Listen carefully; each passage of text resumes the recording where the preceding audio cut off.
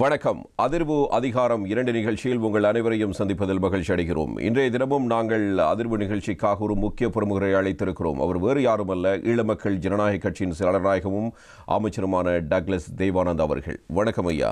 வணக்கம். அஸ்ஸலாமு அலைக்கும். வலைக்கும் அஸ்லாம். எப்படி இருக்கிறீர்கள்?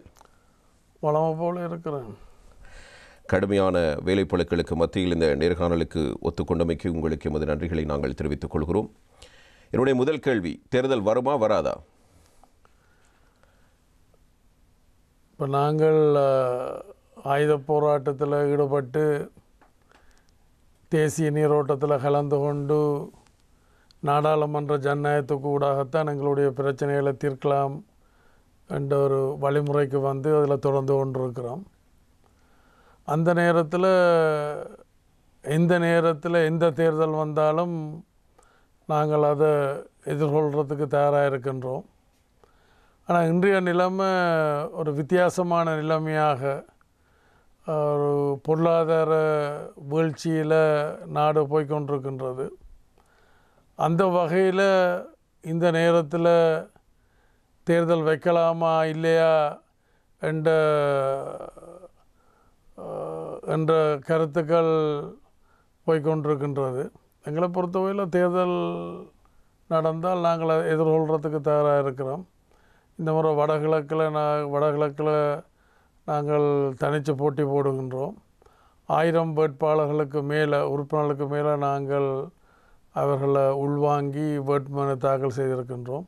ஆனால் பொறுத்திருந்து தான் பார்க்க வேண்டும் தேர்தல் நடக்குமா இல்லையான்றது. அரசாங்கம் தேர்தலுக்கு பயப்படுகிறதா? அரசாங்கம் தேர்தலுக்கு பயப்படவில்லை. ஆனால் அரசாங்கம் இந்த தேர்தல் செலவு கிட்டத்தட்ட 10 பில்லியன் என்று கணக்கிடப்பட்டிருக்கின்றது. இன்று கூட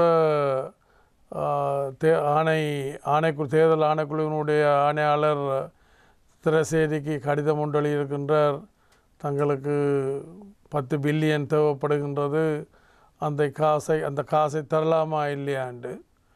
அப்படியே அரசாங்கம் யோசிக்கின்றது, அந்த 10 பில்லியன் இருக்குமாக இருந்தால் எங்களுடைய மக்களுடைய வாழ்வாதாரத்தை பாதிப்பில்லாத வகையில் கொண்டு போகலாம்ன்ட்டு அரசாங்கம் யோசிக்குது ஒழிய தேர்தலில் என்ன உங்களுக்கு தெரியும், அரசாங்கத்தினுடைய பிரதான கட்சிகள் அவர்கள் தேர்தலுக்கு தயாராகி வருகினோம்.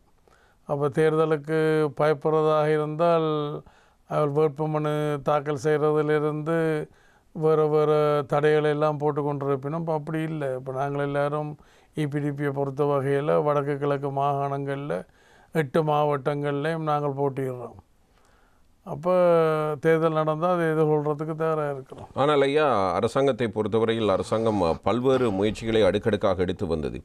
அதில் ஒன்று கடைசியாக கொண்டு வரப்பட்ட தேர்தல் நிதி கட்டுப்பாட்டு சட்டம் மூலம். இதுவும் ஒரு சர்ச்சைக்குரிய விவகாரமாக பார்க்கப்பட்டது. அதற்கு முன்பு பொது நிர்வாக உள்நாட்டு அலுவலக அமைச்சினுடைய செயலாளர்களுடைய கடிதம் பரவலாக எல்லோராலும் பேசப்பட்டது. அதற்கு முன்பு தேர்தல் ஆணைக்குழுவினுடைய உறுப்பினர்களுக்கு விடுக்கப்பட்டதாக கூறப்படுகின்ற அச்சுறுத்தல், அதே நேரத்தில் ஜனாதிபதி அவர்களை தனியாக சந்தித்து பேச்சுவார்த்தை நடத்தினார் என்ற பரவலான குற்றச்சாட்டுகளை எதிர்க்கட்சிகள் தொடர்ச்சியாக சுமத்தி வருகின்றன. இது ஒரு பக்கம் அரசாங்கம் தேர்தலை நடத்தாமல் இருப்பதற்கு மேற்கொள்கின்ற ஒரு முயற்சியாகத்தானே திட்ட தெளிவாக தெரிகிறது. இப்போ இந்த நாடாளுமன்றத்தில் 29-30 வருஷமாக தொடர்ந்து இருந்து கொண்டிருக்கிறேன். அப்போ எனக்கு நாடாளுமன்றத்தினுடைய அல்லது தென்னிலங்கை அரசியல்வாதிகளுடைய நல்லது கெட்டதோடு எனக்கு ரொம்ப பரிச்சயம் இருக்கின்றது. இன்றைக்கு பெரும்பான்மையான எதிர்க்கட்சிகள் கூட தேர்தல் நடக்கிறத விரும்ப இல்லை. ஆனால் அவர்களுடைய பொதுவான எதிர்ப்பரசியல் காரணமாக அவர்கள் தேர்தல் வைக்காட்டால் தாங்கள் அப்படி செய்வோம் இப்படி செய்வோம் என்று சொல்லினமே ஒழிய, ஆனால் உண்மையில் அவர்கள் கூட இந்த சந்தர்ப்பத்தில் தேர்தல் தேவையில்லை என்று கருதினோம் என்று நான் நினைச்சு கொண்டிருக்கிறேன். நீங்கள் ஒரு முன்னாள் போராளி. உங்களுக்கு ஞாபகம் இருக்கும் 1981ஆம் ஆண்டு இடம்பெற்ற உள்ளூராட்சி மன்ற தேர்தல் எப்படி இடம்பெற்றது என்று. அப்போதிருந்த அமைச்சர் ஸ்ரீல் மெத்யூ அவர்கள் உள்ளிட்ட குழுவினர் எப்படியான வன்முறைகளை யாழ்ப்பாணத்தில் கட்டவிழ்த்து விட்டிருந்தார்கள் தேர்தலுக்கு எதிராக என்று. அந்த சம்பவங்களை இப்போது இருக்கிற நிலைமையோடு பொருத்தி பார்க்க நிலைமை காணப்படுது. காரணம், இப்போதைய ஜனாதிபதியின் மாமனார் ஜனாதிபதியாக இருந்தார் ஜே.ஆர். ஜயவர்தன அவர்கள். இப்போது ரணில் விக்ரமசிங்கே இருக்கிறார். இந்த நிலைமையை பற்றி உங்களுடைய நிலைப்பாடு என்ன? அப்போதைய நிலைமைகள் எப்படி இருக்கு? உங்களுக்கு அந்த அந்த பழைய அனுபவங்கள்லேருந்து நான் சொல்கிறேன்னு சொன்னால், சில உறுப்பினர்கள் செய்கிறது தலைமைக்கு தெரியாமல் அல்லது தலைமையினுடைய கட்டுப்பாட்டை மீறித்தான் சிலர் செய்கிறதாக இருக்கணும். அப்போ நீங்கள் சொன்னீங்கள் இப்போ ஸ்ரீல் மெத்யூ அன்றைக்கு அப்படியெல்லாம் செய்தாருண்டு. ஆனால் அதே ஸ்ரீல் மெத்யூ விளையாட அப்படியானவர்கள்லாம் சிறையில் இருக்கிற தமிழ் கைதிகளை, அரசியல் கைதிகளை தாக்கியது, கொள்ளையெல்லாம் முற்பட்டது. ஆனால் அந்த நேரத்தில் நான் அறிஞ்ச வகையில், பிற்பாடு அறிஞ்ச வகையில் ஜே.ஆர். ஜெயவர்தனாக அதில் சம்பந்தம் இருக்கையில் என்று சொல்லியும் உடனடியாக அவர் தன்னுடைய பர்சனல் அதாவது தனக்கு நேரடியாக இருந்த பாதுகாப்பு படையினரை தான் நாங்கள் வெளிக்கடைக்கு அனுப்பியிருந்தார். அதில் எனக்கு அப்போ என்னுடைய இதென்றால் இப்போ தலைவராக இருக்கிறவர் தனக்கு தெரியாது இல்லை அவருடைய கட்டுப்பாட்டை மீறி நடந்திருக்கின்றதை நான் அதை ஏற்றுக்கொள்ள மாட்டேன். இருந்தாலும் நான் அறிஞ்ச வகையில் அவருக்கு அது தெரியாது. பிறகு அவர் பிரச்சனை கையை மீறி போகுதுன்ட்டு தான் அதுக்கெல்லாம் 52 பேர் வெளிக்கடை சிறைச்சாலையில் கொல்லப்பட்டுட்டேன். நாங்கள் எல்லாம் திருப்பி தாக்கித்தான் எங்களை பாதுகாத்து கொண்ட நாங்கள். அப்புறம் அந்த நேரத்தில் தான் அவருடைய தனி பாதுகாப்பு படையினர் வந்து அப்புறம் எங்களை அந்த உள்ளுக்கிருந்து வழியால் எடுத்துகிட்டு போனவ.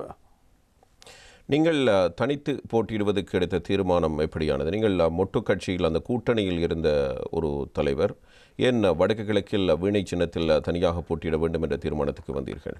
இல்லை, அதாவது இப்போ எங்களோட கட்சியை பொறுத்த வகையில் உங்களுக்கு தெரியும், இலங்கை இந்திய ஒப்பந்தத்துக்கு பிறகு அந்த இலங்கை இந்திய ஒப்பந்தத்தை ஏற்றுக்கொண்டு, அதாவது வன்முறை கூடாக எங்களோட பிரச்சனைகளுக்கு தீர்வு காண முடியாது என்று சொன்னால் நாங்கள் ஒரு ஆயுத போராட்டத்தை முன்னெடுத்த நாங்கள். அதுக்குரிய தேவைகள் நியாயங்கள் எல்லாம் இருந்தது. ஆனால் ஒரு கட்டத்துக்கு பிறகு நாங்கள் அந்த ஆயுத போராட்டத்தை கைவிட வேண்டி வந்ததுக்கு காரணம் ஏனென்றால் அந்த சகோதர படுகொலைகள், மற்றது உள்ளியக்க முரண்பாடுகளை தீர்த்து கொண்ட முறைமைகள், வன்முறைகள், கொலை, அதுகளால் இந்த காரணங்களால் போராட்டம் பலவீனப்பட்டு போச்சு. அதே நேரத்தில் சர்வதேச ரீதியில் ஏற்பட்ட மாற்றங்கள், குறிப்பாக இந்தியா கூட ஒரு தனிநாட்டை விரும்பி இருக்கே இல்லை. ஏன்னா இங்கால தனிநாட்டுக்கு ஆதரித்தால் அங்கால தங்கள நாட்டுக்களை பிரச்சனை வரும் என்று சொல்லி அந்த வகையில் எங்களுக்கு ஆயுதங்கள் கொடுத்தது எங்களோட மக்களை நாங்கள் பாதுகாக்கிறதுக்கு மாத்திரமண்டு அல்ல, இலங்கை அரசாங்கத்தின் மேலே ஒரு அழுத்தத்தை கொடுத்து இலங்கை அரசாங்கம் தங்களோட ஒரு பேச்சுவார்த்தைக்கு வர வேணும், இல்லை தங்களுடைய சொற்படி நடக்க வேணுமென்றது தான் இந்தியாவினுடைய உள்நோக்கமாக இருந்திருக்க முடியும். அது சரிபலைன்றதை நான் இதில் சொல்ல வரே இல்லை. ஆனால் அப்படியான நேரத்தில் நாங்கள் ஆயுத போராட்டத்தை கையை விட்டு இலங்கை இந்திய ஒப்பந்தத்தை ஏற்றுக்கொண்டு, முதல்ல சொன்னது போல் தேசிய நீரோட்டத்தில் கலந்து கொண்டு தேசிய நல்லிணக்கத்துக்கூடாக, நாடாளுமன்ற ஜனநாயகத்துக்கூடாகத்தான் இந்த பிரச்சனைகளை தீர்க்கலாம் என்று நாங்கள் வந்திருக்கிறோம். ஆனால் வரலாறும் இன்றைக்கு எங்களுடைய நிலப்பாட்டை சரியென்று சொல்கிறதாகத்தான் உறுதிப்படுத்தி கொண்டிருக்குது. உங்களுக்கு தெரியும், இந்த அரசியல் தீர்வணைக்க நீண்ட காலமாக உங்களோட கூட பல தடவைகள் முரண்பட்ட சந்தர்ப்பங்கள் எல்லாம் இருக்குது. உங்களுக்கு தெரியும், இப்போ பிரபான் உள்ளடங்களாக சக தமிழ் கட்சிகளும் அதில் பிரபானுக்கு பயத்தில் அதில் தங்களுடைய சுயலாப அரசியலுக்காண்டி இதெல்லாம் சாத்தியம் அல்ல, இந்த 13ஆம் திருத்தச் சட்டம் ஒரு தீர்வு அல்ல என்றெல்லாம் சொன்னவ. நாங்கள் அது ஒரு தீர்வு என்று சொல்லாமல் அதான் சிறந்த ஆரம்பமாக இருக்க முடியும் என்று தான் நாங்கள் நீண்ட காலமாக சொல்லி வந்த நாங்கள். அதான் இன்றைக்கு இப்போ இந்திய வெளிவார அமைச்சர் டாக்டர் ஜெய்சங்கர் கூட இங்கே வந்த இடத்துல நாங்கள் எதோ சொல்லி வந்த நாங்களோ ஏதோ நாங்கள் சொல்லி கொண்டிருக்கிறோமோ அந்த அந்த பொருள்படத்தான் அவர் சொன்னார். முதல் கிடைக்கிறத எடுத்துக்கொள்ளுங்க என்று சொல்லி அவர் சொல்லியிருக்கிறார். இப்போது உங்களுடைய கட்சி வேட்புமனு தாக்கல் செய்திருக்கிறது. இதில் பொதுஜன பெரமுனுடைய உறுப்பினர்கள் உள்வாங்கப்பட்டிருக்கிறார்கள். உங்களுடைய கட்சி சின்னத்தில் தனியாக டக்ளஸ் தேவானந்தா அவர்களுடைய ஆதரவாளர்கள் தான் போட்டியிடுகிறார்கள். அதாவது நான் இங்கே 86ஆம் ஆண்டு மே மாதம் இந்தியாவுக்கு போய் 90ஆம் ஆண்டு மே மாதம் தான் வந்தது. அப்போ நாங்கள் இந்த நான் முன் வச்ச 3 இதற்குத்தானே தேசிய நீரோட்டத்தில் கலந்து கொள்வது, நாடாளுமன்ற ஜனநாயகம், தேசிய நல்லிணக்கத்தை கூடாதான் பிரச்சனைகளை தீர்க்கலாம்ண்டு. அப்போ நாங்கள் இங்கே வருகின்ற பொழுது ஆட்சியில் இருந்தவர் எங்களுடைய முன்னாள் ஜனாதிபதி பிரேமதாசா அவர்கள். நாங்கள் அவரோட பலகட்ட பேச்சுவார்த்தையில் நடத்தி ஒரு பொதுவான வேலை திட்டத்தில் ஏண்டா அப்போ ஆட்சியில் இருக்கிறாக்களோடு தான் நாங்கள் கலந்துரையாடி பிரச்சனைகளுக்கு தீர்வு காண முடியும். பிரச்சனைகளை பிரச்சனையாக வச்சுருக்கணும் என்றால் எதிர்கட்சிகளோடு தான் உறவை வச்சிருக்க வேணும்.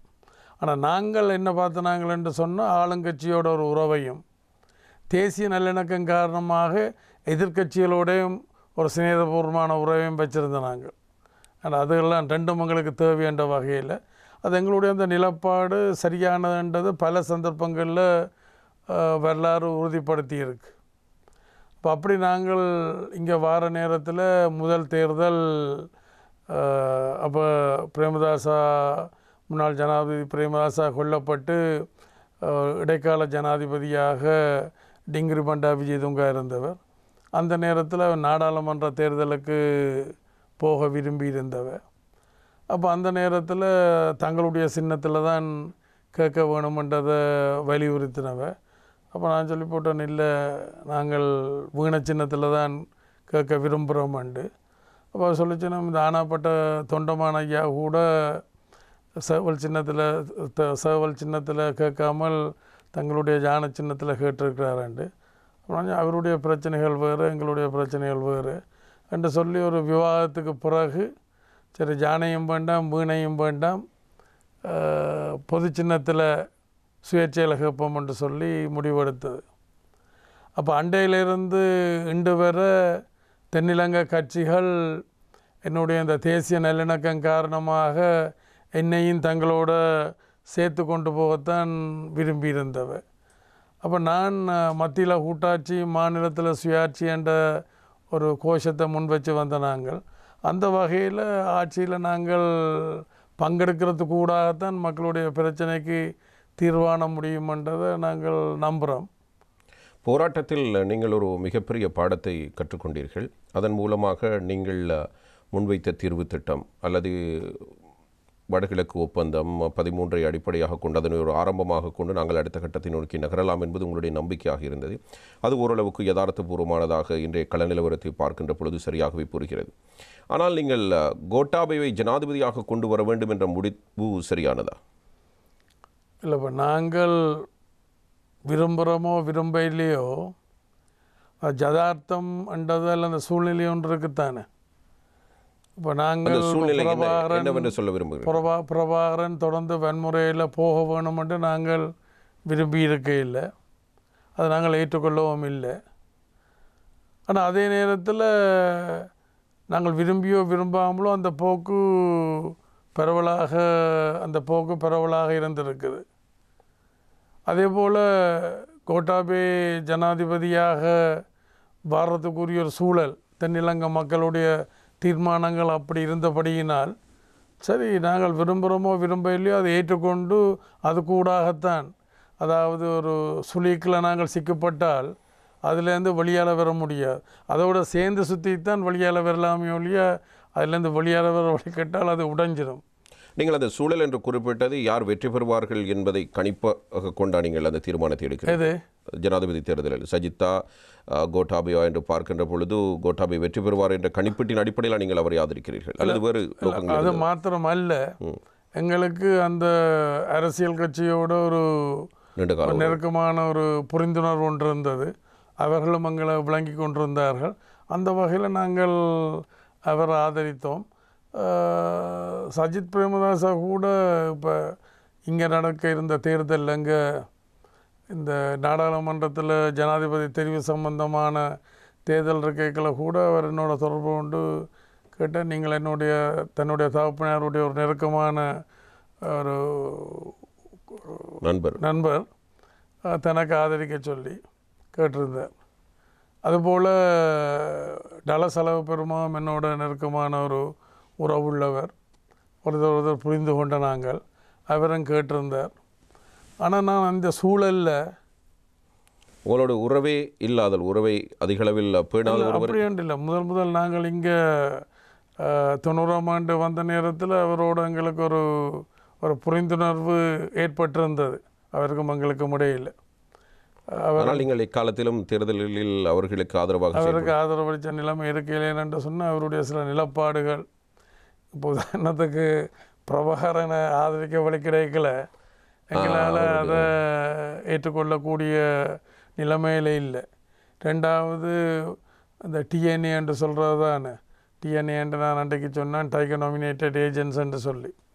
அப்போ அவைகள் ஆதரவாக இருக்கைக்குள்ள எங்களால் அவரோட சேர்ந்து போக முடியலை. இருந்தாலும் ஒரு புரிந்துணர்வு இருக்குது என்றால் இப்போ ஒரு கட்டத்தில் அவர் கூட சொன்னார், நான் எதிர்த்தரப்பில் இருக்க தான் என்ன ஒரு காலம் விமர்சிக்க இல்லையான்ட்டு. அதே இதைத்தான் நானும் கிட்டத்தட்ட கடைப்பிடிச்சது. அப்போ அந்த புரிந்துணர்வு நீண்ட காலமாக இருந்த, உதாரணம் 94ஆம் ஆண்டு எங்களுடைய ஜனாதிபதி சந்திரிகா அம்மையார் இருக்கையில் நாங்கள் பல எதிர்ப்புகளை காட்ட விளக்கிட்டு நாடாளுமன்றத்தை எல்லாம் பகிஷ்கரிக்க விளக்கிட்ட நாங்கள் ஒன்று. இந்த வடக்கில் யாழ் மாவட்டத்தில் அந்த காணியலை சுவேரித்து அரசுடைமையாக்க வழிக்கிறைகளை நாங்கள் எதிர்த்தது. அதுபோல் வடக்கில் அந்த சமுர்த்தி திட்டத்தை அமல்படுத்துறதுக்காக தயங்கின நேரத்தில் பல சந்தர்ப்பங்களை நான் சொல்லலாம். அந்த நேரத்தில் நாங்கள் எதிர்த்தது, பாராளுமன்றத்தில் பகிஷ்கரிக்க வழிக்கிட்ட நாங்கள். அப்போ அந்த நேரத்தில் அவர் சொன்ன, டக்ளஸ், நீங்கள் பாராளுமன்றத்தை பகிஷ்கரிக்கிறது ஒரு ஆரோக்கியமாக இருக்காது, நீங்கள் நாடாளுமன்றத்துக்குள்ளே வந்து உங்களுடைய எதிர்ப்புகளை காட்டுறது தான் உங்களுக்கு பலமாக இருக்கும் என்று சொல்லி. ஆனால் இந்த கடைசி கால யுத்தத்தில் நான் தமிழ் தேசிய கூட்டமைப்பை கேட்டேன். நான் வாங்க நாங்கள் ஜனாதிபதி மஹிந்த ராஜபக்சோட கதைப்போம், நானும் உங்களோட சேர்ந்து வரைக்கில் அவருடைய கருத்துக்களில் மாற்றம் பெறலாம். ஏனென்றால் இப்போ கிழக்கில் அரச படைகள் நடவடிக்கை எடுக்கல புலிகளுக்கு ஓடுறதுக்கு இடம் இருந்தது, அப்போ அழிவுகள் குறைவாக இருக்கும். ஆனால் வடக்கில் அந்த நிலைமை இல்லை, ஏன்னா திருப்பி தாக்க வேண்டிய நிலைமை இருக்கைக்குள்ள பாரிய அழிவுகள் ஏற்படும். அப்படியே அதை நாங்கள் தெரிஞ்சு கொண்டு நாங்கள் அதை ஆதரிக்க முடியாது, வாங்க கதைப்போம் ஓமன்ட்டு சொல்லி போட்டு தமிழ் தேசிய கூட்டமைப்பினர் ஓடி ஒழிச்சிட்டினோம். நான் இப்போ இன்றைக்கு தமிழரசு கட்சியினுடைய தலைவராக இருக்கிற திரு மாவசேனாராஜ் அவரோட பல தடவை கேட்டினேன், ஓம் தம்பி என்றார். அதுமாரி அதில் இருக்கிற பல உறுப்பினர்கள்ட்ட அன்றைக்கு நான் கேட்டினேன், ஏன் அவர்கள் ஒரு இணக்கத்துக்கு வர முடியாமல் போனது? இல்லை, அவையில் என்னென்றால் ஒன்று பிரபாகரன் சம்பந்தமான பயம், அவர் மீதான அச்சம், அவர் மேலான அச்சம். நானும் அதில் இருக்கிறபடி எனக்கு தெரியும் தானே. ரெண்டாவது வந்து அரசியல், அது எதிர்ப்பரசியல், அதாவது தாங்கள் அதை எதிர்க்க வழிக்கிட்டால், இது பிரபாகரன் எதிர்க்க வழிக்கிட்டால் தாங்கள் மக்கள் மத்தியிலேருந்து தூக்கி எறியப்படுவோம் என்ற ஒரு எண்ணம். அதுதான் இப்போ இன்றைக்கு பாருங்களேன், இப்போ இன்றைக்கு தமிழ் தேசிய கூட்டமைப்பு உண்மையாக உருவாக்கப்பட்டது இபிடிபி சம்பந்தமான ஒரு அரசியல் அரசியல் பயம் பிரபாகரனுக்கு ஏற்பட்டதால் தான் டிஎன்ஏ என்றது இன்றைக்கு ஆரம்பிக்கப்பட்டது. 2002ஆம் ஆண்டு நினைக்கிறேன். நான் புனர்வாழ்வு அமைச்சராக இருக்கிற நேரத்தில் நூற்றுக்கணக்கான மக்கள், நூற்றுக்கணக்கானதை விட ஆயிரக்கணக்கான மக்கள் என்னை வந்து சந்திக்க வழிக்கிட்டவை. அவள் சந்திக்க வந்ததுக்குரிய காரணம் வந்து என் மேலே விரும்பி என்னுடைய அரசியலை ஏற்றுக்கொண்டு வந்தேன்னு நான் சொல்ல மாட்டேன். அவையில் வந்தவ என்னட்ட இந்த உதவி பெற, என்னட்ட இந்த ஆலோசனை பெற, தங்களோட பாதுகாப்பு என்று பல விடயங்களுக்காண்டி என்னட்ட வந்தவ. அப்போ இதை பார்த்து பிரபாகரன் பயந்து போனார். அவர் டக்ளஸ் சிவானந்தோட பாதை ஒரு மக்களை ஒரு வேறு திசைக்கு இவர் கொண்டு போகிறார். ஆனால் நான் நினச்சது நான் சரியான திசை நோக்கி தான் கொண்டு போகிறேன்ட்டு. அப்போ இன்றைக்கு வரலாறு நிரூபிச்சிருக்குது பிரபாகரன் சென்ற பாதை வழிமுறை. இலங்கை இந்திய ஒப்பந்தத்துக்கு பிறகு பிரபாகரன் சென்ற வழிமுறை தவறானது. டக்ளஸ் சிவானந்த சென்ற இல்லை செல்லுகின்ற வழிமுறை சரியானதுன்றது இன்றைக்கு வரலாறு நிரூபிச்சதுக்குத்தானே. உங்களுக்கு தெரியும், தமிழ் தேசிய கூட்டமைப்பு ஒரு கட்டத்தில் சொன்னவ தாங்கள் தும்பு கட்டையால் கூட இந்த 13வது திருத்த சட்டத்தை தொட்டு பார்க்க மாட்டோம்ட்டு சொன்னவ. ஆனால் அப்புறம் என்ன நடந்தது? இப்போது அங்கே தான் வந்து நிற்கிறார். அங்கே வந்திருக்கணும்ன்றது வேறு. அதுக்கு முதல்ல என்ன சொல்லிச்சுன்னா, மோடிக்கு இந்திய பிரதமர் மோடிக்கு கூட எல்லாரும் கையெழுத்து போட்டு இதை ஆரம்பிக்க வேணும்னு. அந்த வகையில் நான் அதை வரவேற்கிறேன்.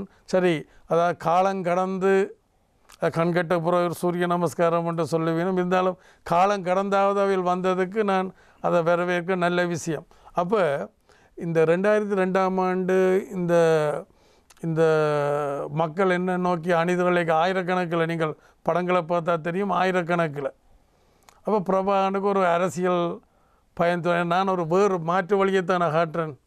அதாவது வன்முறை இலங்கை இந்திய ஒப்பந்தத்துக்கு பிறகு சர்வதேச நிலப்பாடுகள் யதார்த்த சூழலை வச்சுக்கொண்டு ஆயுத போராட்டத்தை கையை விட்டு நாங்கள் தேசிய நீரோட்டத்தில் கலந்து கொண்டு ஜனநாயக வழிமுறை தேசிய நீரோட்டத்தில் கலந்து கொண்டு நாடாளுமன்ற ஜனநாயகத்துக்கு கூடாக தேசிய நல்லிணக்கத்துக்கு கூடாகத்தான் பிரச்சனைகளை தீர்க்கலாமன்.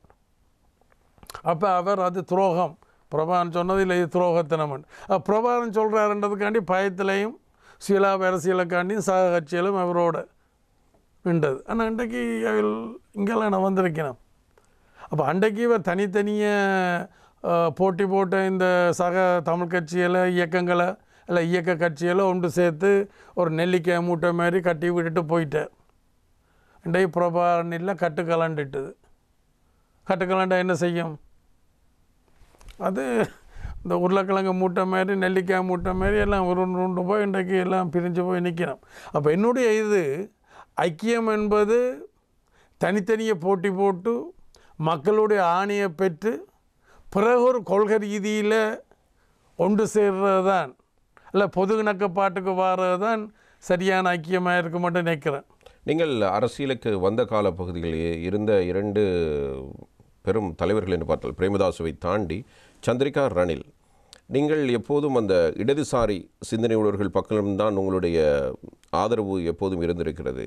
அந்த கட்சிகளுக்கு இடையில் அந்த இடதுசாரி கொள்கைகள் சரியான முறையில் இருக்கிறதா அல்லது வலதுசாரியும் கலந்து அவர்களுடைய நடவடிக்கைகள் இருக்கிறதா என்பது ஒரு புறம் இருந்தாலும், அப்படியான ஒரு தீர்மானத்துக்கு வருவதற்கு என்ன காரணம்? நீங்கள் சந்திரிகா இடதுசாரி பாரம்பரியத்தோடான இப்போ என்னுடைய தாப்பனார் எடுத்துக்கொண்டால் இல்லை என்னுடைய குடும்ப பின்னணிகள் எடுத்துக்கொண்டால் அது ஒரு இடதுசாரி பாரம்பரியத்தோடு வந்தது. பட் எங்கள்ட கொள்கைகளும் ஈரோஸில் இருக்கல, இபிஆர்எஃப்ல இருக்கல, நாங்கள் அதோடு சேர்ந்து தான் அதை ஒன்றரை கலந்து தான் பயணித்தது. ஒரு மனித நேயம், இடதுசாரி என்றது என்னுடைய இதை பொறுத்தவரை மனித நேயம். மனித நேயத்தை தான் நான் முன்னிறுத்தி பிரச்சனைகளை பார்க்குறது. இப்போ என்னுடைய மதம் என்னென்று கேட்டால், நான் ஒரு விபூதி பூசாத இந்துவாக, சிலுவை அணியாத ஒரு கிறிஸ்தவனாக, தொப்பி போடாத ஒரு முஸ்லீமாக, காவி உடுக்காத பௌத்தனாகத்தான் ஒரு மனித நேயத்தை தான் நான் அதை முன் வச்சு தான் என்னுடைய செயல்பாட்டை, இது என்னுடைய இயல்பு அல்லது என்னுடைய குணாம்சம் ஒழிய அரசியலுக்காண்டியோ அல்லது யாரையும் ஏமாத்துறதுக்காண்டியோ மயக்கிறதுக்காண்டியோ அல்ல. நீங்கள் ஆன்மீகத்தின் மீது நம்பிக்கை வைத்திருக்கிறீர்கள். அதை பற்றி நாங்கள் இன்னொரு சந்தர்ப்பத்தில் விவாதிக்கலாம். சரி, அதே நேரத்தில் இப்போது உங்களுடைய இன்னும் ஒரு முக்கியமான கேள்வி. அதான் இப்போ அன்றைக்கு இங்கே எங்களுடைய ஜனாதிபதி அவர்கள் யாழ்ப்பாணம் பொங்கல் தேசிய பொங்கலுக்கு வந்திருந்தவர். அப்போ அதில் அவருடைய இன்னொரு முக்கியஸ்தர் கேட்டார், நீங்கள் கடவுளுடைய பக்கம் இல்லை என்று சொல்லப்படுது என்று சொல்லி. அது உண்மையாக பொய்யான்றதை விட கடவுள் என்னோட இருக்கிறார்ன்றதான் நான் சொல்லுவேன். என்னென்றால் பல தடவைகள் நான் பாதுகாக்கப்பட்டிருக்கிறேன் என்று சொல்லி அவருக்கு ஒரு தமாசாக அந்த கோயிலில் வச்சு சொன்னேன். அப்போ எனக்கு மனித நேயம்தான் முக்கியமே ஒழிய அடுத்த எல்லாம் 2ஆம் பட்சம். ஐக்கிய தேசிய கட்சியின் பக்கம் அல்லது ஐக்கிய தேசிய கட்சி கூட்டணி அமைத்து கொண்டிருந்த தரப்பினை ஆதரிக்காமல் இருந்ததற்கு பிரதான காரணம் இந்த பிரபாகரனோடு இயைந்து செல்லக்கூடிய ஒரு தன்மை ரணில் விக்ரமசிங்கே தேர்தல் காலங்களில் சமாதான பேச்சுவார்த்தை, தமிழ் தேசிய கூட்டமைப்பு அந்த தரப்பினரோடு இணைந்து செயற்படுவதான ஒரு தீர்மானம் தான் உங்களுடைய முக்கியமான அந்த எதிர்ப்புக்கு காரணமா? எதிர்ப்புன்றதை விட நான் அவரோட சேராததுக்கு காரணம் அவர்கள் அந்த பக்கம் அதிகளவான ஆதரவினை கொண்டிருக்கிறார்கள் என்பதற்காக. அதாவது பிரபாகரன் தமிழர் விடுதலை இல்லை, அவர் ஜனாதிபதி அதான் இந்த இங்கே இந்த பிரச்சனை வந்த நேரம் கோட்டாபே ஜனாதிபதி வெளியேறி அடுத்த ஜனாதிபதி யார் என்ற நிலைமை வரைக்கல பதிலாக கிட்டத்தட்ட ஒரு 3 பேருடைய பேர்கள் முன்னால் வந்தது. அப்போ இதுக்குள்ள யார் வல்லவர் யார் நல்லவர், ஏன் வல்லவர் நல்லவராக இருக்க முடியாது என்ற வகையில் ஒரு கொள்கை ரீதியாகத்தான் நான் இந்திய ஜனாதிபதி ரணில் விக்ரமசிங்காவுக்கு வெளிப்படையாக ஆதரித்தேன். உங்களுடைய ஆதரவு தான் அதில் முக்கியமானதாக தெரிந்திருந்தது. ஏனென்றால் நீங்கள் அதுவரையும் பின்பற்றி வந்த கொள்கைக்கு முரணான அல்லது நீங்கள் விரும்பாத ஒரு பாதையில் பயணித்துக் கொண்டிருந்த ஒரு தலைவராக ரணில் விக்ரமசிங்கே இருந்தார். ஒருவேளை இது உங்களுடைய தனிப்பட்ட விரும்பாத பாதை அதான். இப்போ என்னென்றால் அதாவது ஒரு இணக்கப்பாட்டு வல்லவராயம் இருக்க வேணும், அதே நேரத்தில் நல்லவராயம் இருக்க வேணும். அப்போ இவர் வல்லவரண்டு என்னுடைய மனதில் அந்த பதவி இருக்குது. அப்போ அந்த வல்லவர் ஏன் நல்லவராயம் இருக்க முடியாது என்ற வகையில் தான் அதேமாதிரி ஒரு அரசியல் கட்சிகளுக்குள்ள நான் தான் வெளிப்படையாக வெளியில் வந்து உரத்து சொன்னது. அது என்னுடைய அந்த எண்ணம் அந்த சிந்தனை சரியன்றதை வரலாறு உறுதிப்படுத்தி இருக்குது. இது தொடர்ச்சியான போக்கை பொறுத்து தான் அதனுடைய அந்த வெற்றி என்றது இருக்கும். அப்போ அன்றைக்கு அவர் வந்து பிரபாகரனோட ஒரு பேச்சுவார்த்தை நடத்த வேணுமென்றது, மற்ற தமிழ் தேசிய கூட்டமைப்போட ஒரு உறவோடு போக வேணுமென்றது அவர் தன்னுடைய அரசியல் நிலப்பாட்டில் இருந்து கொண்டு அதை எடுத்திருக்கிறார். நான் அதை விளங்கி கொள்கிறேன். அதுமாரி அவரும் என்னுடைய நிலப்பாட்டை அன்றைக்கு விளங்கி கொண்டிருந்தேன், நானும் அவருடைய நிலப்பாட்டை. எங்களுக்கு இடையில் ஒரு சுமூகமான உறவு இருந்தது தான். அதில் மறக்கிறதுக்கோ மறைக்கிறதுக்கோ இல்லை. அவர் உங்களை விமர்சிக்கவும் இல்லை, நீங்கள் அவரை விமர்சிக்கவும் இல்லை.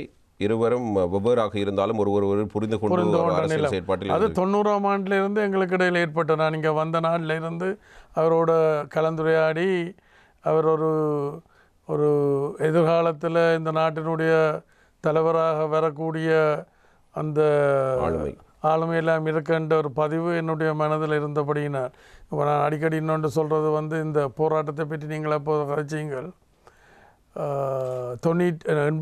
78ஆம் ஆண்டு பாலஸ்தீன விடுதலை இயக்கத்துக்கு பயிற்சிக்கு போனேன். எனக்கு முதல் இங்கேருந்து 2 பேர் போனவன். பட் உமா மைசரன் புலோட்டில் இருந்து எங்கே இலங்கையிலேருந்து போனவர். மற்ற விச்வேஸ்வரன் என்று சொல்லி லண்டனில் இருந்து 2 பேரும் தான் முதல் பாலஸ்தீன விடுதலை இயக்கத்துக்கு ஈரோஸால் அனுப்பப்பட்டது. அப்போ ஈரோஸுக்கும் பிரபாகனுக்கும் இடையில் ஒரு இதில் பிரபாகன் அந்த காசை செலவெல்லாம் கொடுத்து, பிறகு பிரபாகனுக்கும் ஈரோஸுக்கும் இடையில் அந்த கொடுக்கல் வாங்கல் பிரச்சனை வந்து பிறகு அவர் பயிற்சி அவையில் அங்கே செய்ய முடியலை, திரும்பி வந்தாச்சுது. பிறகு அடுத்தது நான் மற்றது அவையில் 2 பேரும் இன்றைக்கு உயிரோடு இல்லை. அல்பிரகாசம் அர்லர் சொல்லி லங்காராணி எழுதினவர், லுபம்பாஜ் யூனிவர்சிட்டியில் இன்ஜினியராக படித்து பட்டம் பெற்றவர். மற்றது சுந்தரன் சொல்கிறது, அவர்கிட்ட பேர் ஃப்ரான்சிஸ். கடைசியில் அவர் ஃப்ரான்ஸில் இருந்து அந்த பலகையண்டு ஒரு ஒரு ஒரு ஒரு இதொன்று கொண்டு வந்தவர், இறந்து போனார். இப்போ நான் மட்டும்தான் இருக்கிறேன். இயற்கையாக வருத்தம் காரணமாக இறந்தவர். அப்போ அன்றைக்கு நான் அங்கே பயிற்சி எடுத்த நேரத்தில் 2 வாரம் போயிருக்கிறேன். 78ஆம் ஆண்டும் பிறகு 84ஆம் ஆண்டு நான் இங்கே அந்த ஒரு 15 பேரை கூட்டிகிட்டு போனான் பயிற்சிக்கு. அப்போ அந்த பயிற்சி எடுக்கிற அந்த நோக்கமாக இருந்தது. அப்போ அந்த நேரத்தில் அந்த போராட்டத்தை அவதானித்த நேரத்தில் அந்த போராட்டம் வெற்றியை நோக்கி போகாது என்றது என்னுடைய மனதில் பதிஞ்சிருந்தது. அப்போ எங்கட போராட்டத்தை மாற்றி அமைக்க வேணுமென்றால் நான் இங்கே திரும்பி வந்தேன். அப்போ நான் எதிர்பார்த்த மாதிரி அந்த போராட்டம் உங்களுக்கு தெரிந்தால் அன்றைக்கு வரலாறு அடிக்கடி சண்டை குண்டு வெடிப்போல் அதுகள் இதுகள் என்று சொல்லி ஒரு தீரா பிரச்சனையாக தானே இருக்குது. அப்போ நான் அன்றைக்கு என்னுடைய சின்ன வயதில் அந்த கணிப்பு சரியாக இருந்தது. ஆனால் இங்கே வந்து நான் என்னால் அதை மாற்றி அமைக்க முடியலை. அதில் வெவ்வேறு பிரச்சனைகள் வந்து அப்புறம் திருப்பி நான் 86ஆம் ஆண்டு மே மாதம் இந்தியாவுக்கு போய் 90ஆம் ஆண்டு திரும்பி வந்தது. நான் வெளிநாட்டுக்கு போயிருக்கலாம், போக இல்லை. காரணம் வந்து என்னுடைய தார்மீக பொறுப்பு என்ற இந்த ஆயுத போராட்டத்தினுடைய ஆரம்ப போராளிகளில் நானும் ஒருவன் என்ற வகையில். அப்போ திருப்பி இங்கே வந்து இது ஒரு வேறொரு பாதையில் நான் அதை முன்னெடுத்து வாரேன். நான் சொல்கிற விளங்கு தான். இப்போ அது இன்றைக்கு வரலாறு அதை நிரூபித்து கொண்டு வர்றது இதுதான் சரியான பாதைன்ட்டு. ஐயா, உங்களுக்கும் இங்கிருந்து இப்போ இன்றைக்கு பாருங்கள், இந்த இப்போ புலிகளில் இருந்தவர்கள் உறுப்பினர்கள் என்று சொல்லப்படுகின்றவர்கள் கூட இன்றைக்கு சின்ன சின்ன குழுக்களாக செயல்பட்டாலும் அவர்கள் கூட இன்றைக்கு இந்த 13வது திருத்த சட்டத்தை தான் முன்னெடுக்க வேணும், இல்லாட்டி அதை முன்னெடுத்து கொண்டிருக்கணும். ஆனால் அன்றைக்கு அவர் புலிகள் அமைப்பில் இருக்கைகள் பிரபாகரனோட இருக்கைகள் அதுக்கு எதிராக அதை ஆதரிக்கிறவர்கள் இது இந்த 13வது திருத்த சட்டத்தை மாகாண சபை முறைமையை ஆதரிக்கிறவர்கள் துரோகிகள் அல்லது துரோகிகள் என்று சொல்லி அவர்களை சுட்டு கொண்டு திரிஞ்சவன். ஆனால் இன்றைக்கு அவியல் வந்து அவியலும் இன்றைக்கு இதை ஏற்றுக்கொண்ட நிலைமையிலான இருக்குது. அதாவது முன்னாள் பிரபாகரனோட இருந்து சின்ன சின்ன குழுக்களாக இன்றைக்கு இருக்கிற ஆக்கள் எல்லாரும். அப்போ நான் அந்த 78ஆம் ஆண்டு கூட என்னுடைய மனதில் படிஞ்சிட்டது நாங்கள் ஒரு பிழையான பாதையில் இல்லை, அந்த வழிமுறை பிழை. அப்போ அதான் அடிக்கடி சொல்கிறேன், தமிழ் மக்கள் தோற்க இல்லை, தவறான வழிமுறை தான் தோற்கடிக்கப்பட்டேன். ஐயா, உண்மையில் 1900 சொல்கிற விளங்குதான், தமிழ் மக்கள் தோற்கடிக்கப்பட இல்லை, தவறான வழிமுறை தான் தோற்கடிக்கப்பட்டிருக்குன்னு சொல்லி 83ஆம் ஆண்டுக்கு பிறகுதான் இந்த வன்முறை என்பது உச்சகட்டத்தை அடைந்தது.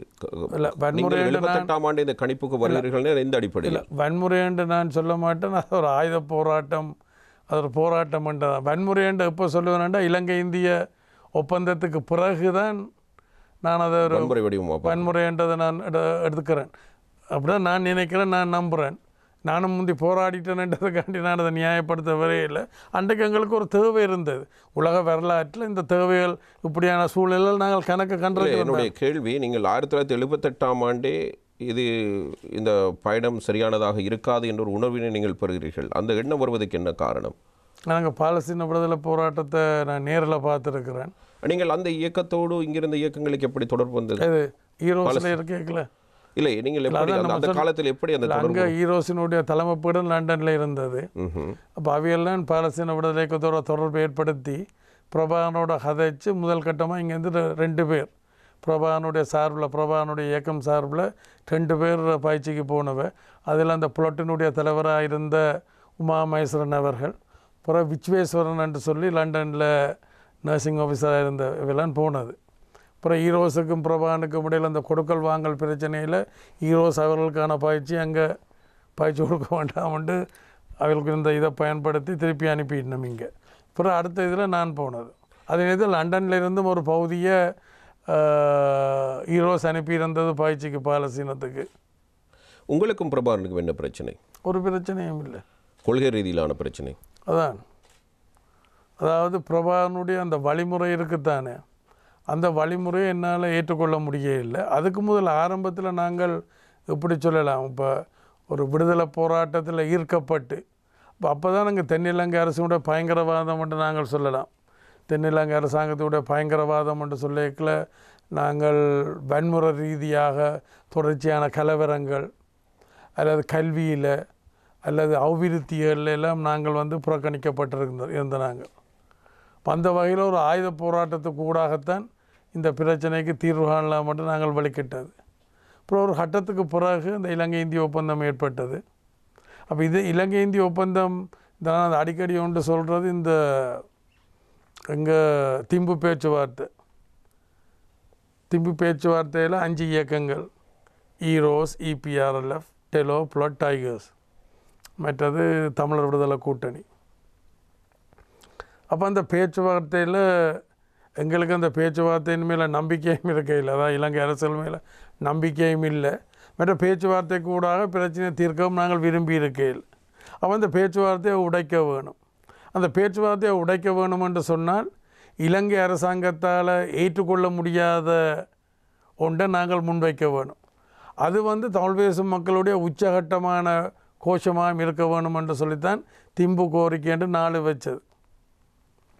அப்போ இதுகளுக்கு தேசிய தலைவர், எங்களுடைய தேசிய தலைவர் அப்பா பிள்ளை அமிர்தலிங்கம், மற்றது சிவசிதம்பரமாக்கெல்லாம் நாங்கள் தமிழர் விடுதலை கூட்டணியில் கலந்து கொண்டவ திம்புல. அப்போ நாங்கள் அவையில் மிரட்டிடுறது, இது நீங்கள் இது கையெழுத்து போராட்டால் அங்கே வர முடியாது, இதில் வழியால் எந்த அளவுக்கு ஆக்களுக்கு தெரியுமோ தெரியாது, மிரட்டித்தான் அவையில் அதில் கையெழுத்து போட்டு இதில் அந்த திம்பு இதில் விளங்குதான். அதை முடித்து கொண்டு வரைக்கும் அப்புறம் எங்களால் தொடர முடியல.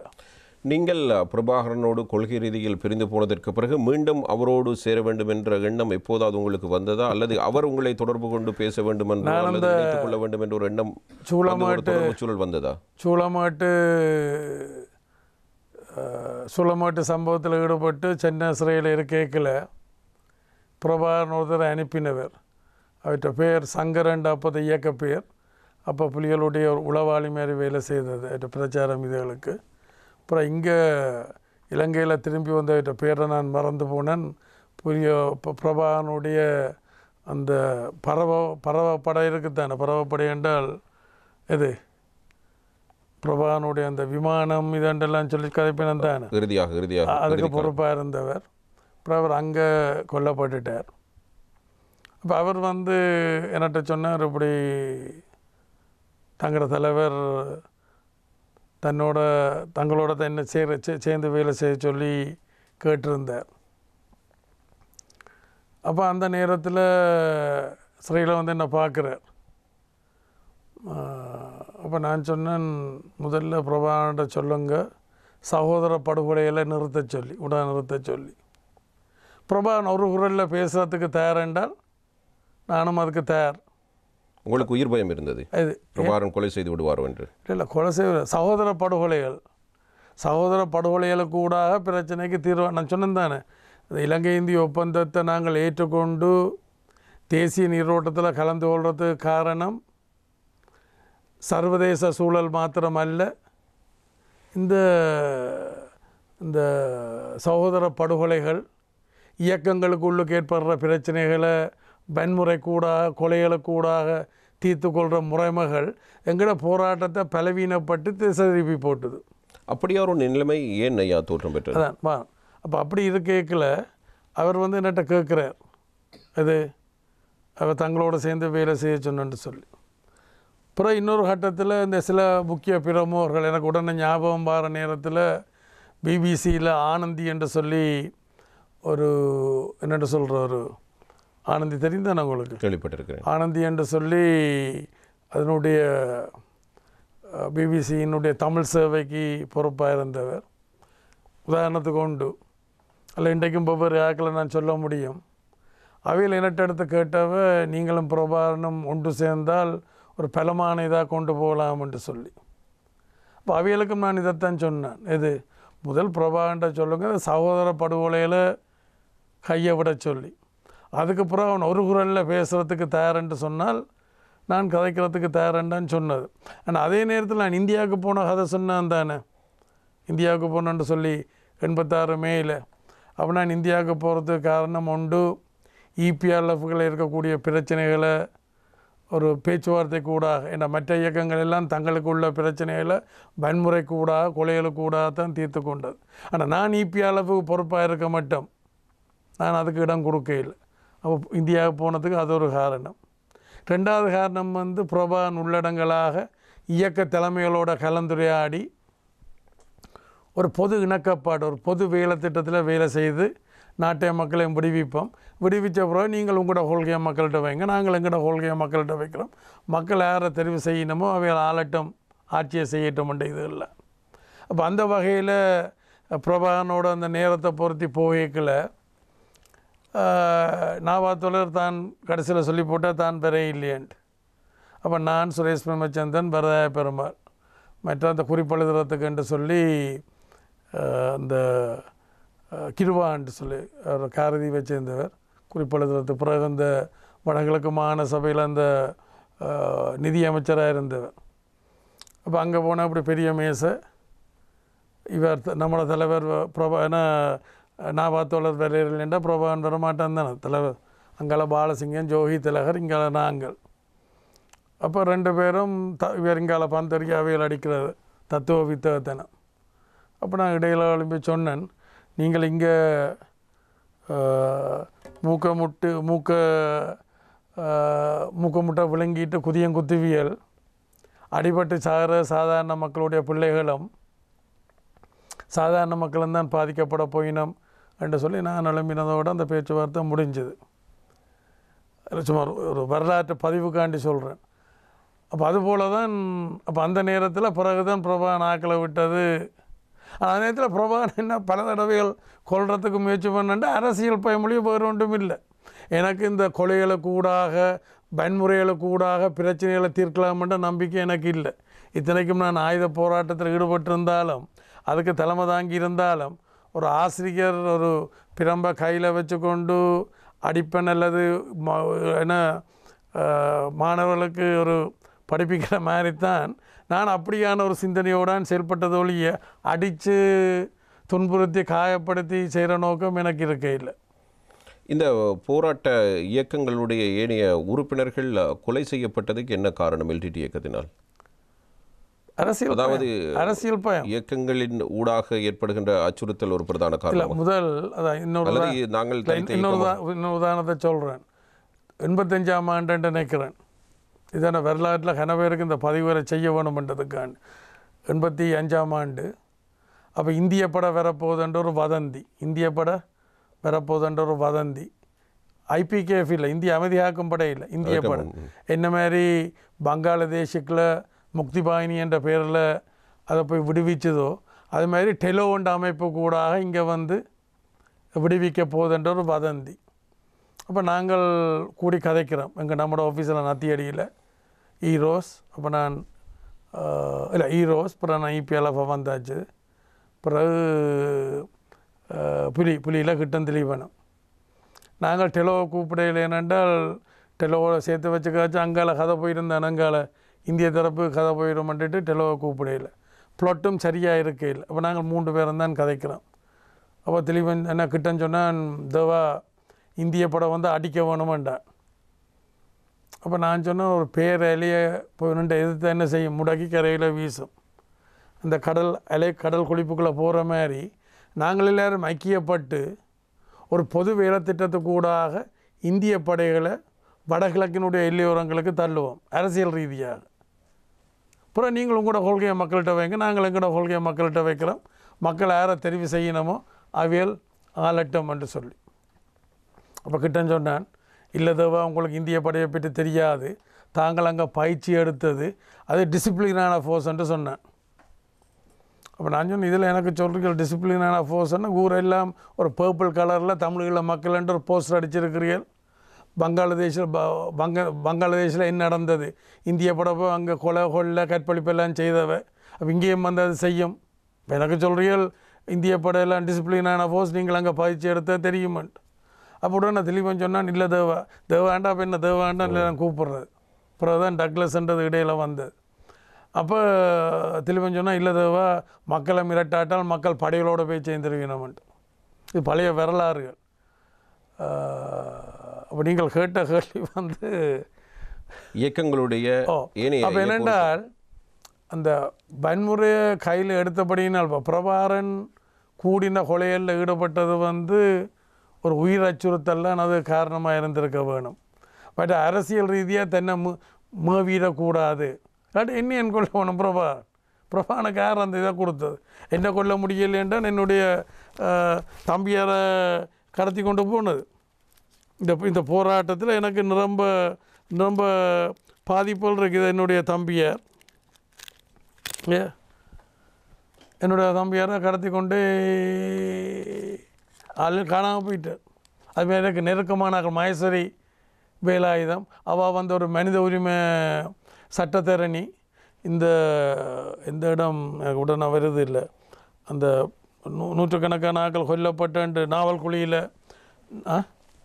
அதை புகைப்படத்துக்கு நாவல் குழியில் அந்த ஒரு மனித படுகொலை அந்த இது எல்லாத்தையும் வழியால் உணர்ந்தது. அங்கே சந்தேகத்தில் பிடிப்பட்ட பல உறுப்பினர்களை என்னுடைய பின்னணியில் எடுத்து நாங்கள் இருக்கிற இடத்துல வச்சு அவளுக்கு சாப்பாடு கொடுத்து காசு கொடுத்து வடக்குக்கு அனுப்பினது. அவள் தன்னுடைய சுயீனமான தாயாரை போய் பார்க்க போன இடத்துல அதை விட தினமுரசு ஆசிரியர் உங்களுக்கு தெரியும், அற்புதராஜா நடராஜா. அதாவது இலங்கையில் ஒரே ஒரு பத்திரிகை தான் கிட்டத்தட்ட ஒரு ஒரு வேற பத்திரிகை வந்து 1,15,000. எந்த தமிழ் பத்திரிகையும் அந்தளவுக்கு போகவே இல்லை. அவரையும் கொண்டது இல்லை. அதுக்கப்புறம் அதை அவர் கொல்லப்பட்டப்புறம் பால நடராஜா ஐயர் ஈரோஸில் இருந்தவர், அவர் ஆசிரியர் பொறுப்படுத்தது. அவர் நினைச்சார் பாலகுமாரும் பாலசிங்கமும் தன்னை கொல்ல விட மாட்டோமன். பிரபாகரனை பற்றி தப்பு கணக்கு. பாலகுமார் ஈரோஸ்லேருந்து வரான் பாலகுமார், மற்றது பாலசிங்கம். பாலசிங்கம் சொல்லும் பிள்ளை பூச்சி என்றார் இவர் பாலகுமார். இல்லை பாலனராஜா ஐயர் 2வது தினமுரசுலேருந்து கொல்லப்பட்டவர். முதல் அற்புதராஜா நடராஜா ரமேஷ் சோழர்ன்றது விளங்க. இவற்ற பெரிய தகப்பன் சிறிய தகப்பன் யார்? நீங்கள் ஒரு ஆளை கேட்டீங்கள், இங்கே என்னோட வந்தாக்கள் ஒரு ஆள், அவருடைய சிறிய தகப்பன்.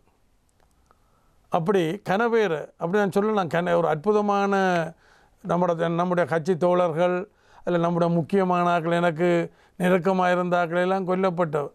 என்னுடைய வழிமுறை வந்து வன்முறையாக இல்லை. நான் ஏற்கனவே சொன்னது போல் என்ன, நாடாளுமன்ற ஜனநாயகத்து தேசிய நீரோட்டத்தில் கலந்து கொள்வது, நாடாளுமன்ற ஜனநாயகத்துக்கூடாக தேசிய நல்லிணக்கத்துக்கூடாக தான் பிரச்சனைகளை தீர்க்கலாம். அப்போ 94ஆம் ஆண்டு தேர்தலாக என்ன 89ஆம் ஆண்டு தேர்தலில் என்னால் கலந்து கொள்ள முடியே இல்லை. அப்போ இந்திய தூதரகத்தில் அந்த பேச்சுவார்த்தை நடந்தது.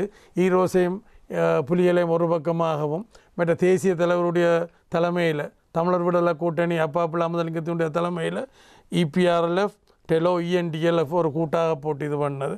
அப்போ அந்த கூட்டத்தில் வந்து அவியலுக்கு இடையில எல்லாம் சீட் பிரித்த பிறகு தேசிய தலைவர் சொன்னார், அப்பாப்புல அமுதலிங்கம் தான் 2 சீட் டக்ளஸ் சிவானந்தா கொடுக்க போகிறேன்ட்டு. அப்போ மற்ற இந்த EPRLF மற்றது டெலோ ENDLF சொல்லி போட்டோம், டக்ளஸ் சிவானந்தா கொடுக்க முடியாதுன்னா தங்களுக்கே காணாதுண்டு. அப்போ தேசிய தலைவர் அப்பாப்புல அமுதலிங்கம் சொன்னார், தங்களுக்கு ஒதுக்கப்பட்டது தமிழர் விடுதலை கூட்டணிக்கு ஒதுக்கப்பட்ட 7-8 சீட்டுக்கெலாம் கொடுக்க போகிறேன்ட்டு. அப்போ இவையில் எழும்பிட்டினோம், டக்ளஸ் சிவானந்தா வந்தால் தாங்கள் இதுக்குள்ளே வர மாட்டோம். ஏன் என்னது அரசியல் பயம் அப்போ இத்தனைக்கும் நான் அங்கே சிறையில் இருக்கேன், அங்கே தென்னிந்தியாவில் தமிழ்நாட்டில் சிறையில் இருக்கிறேன்.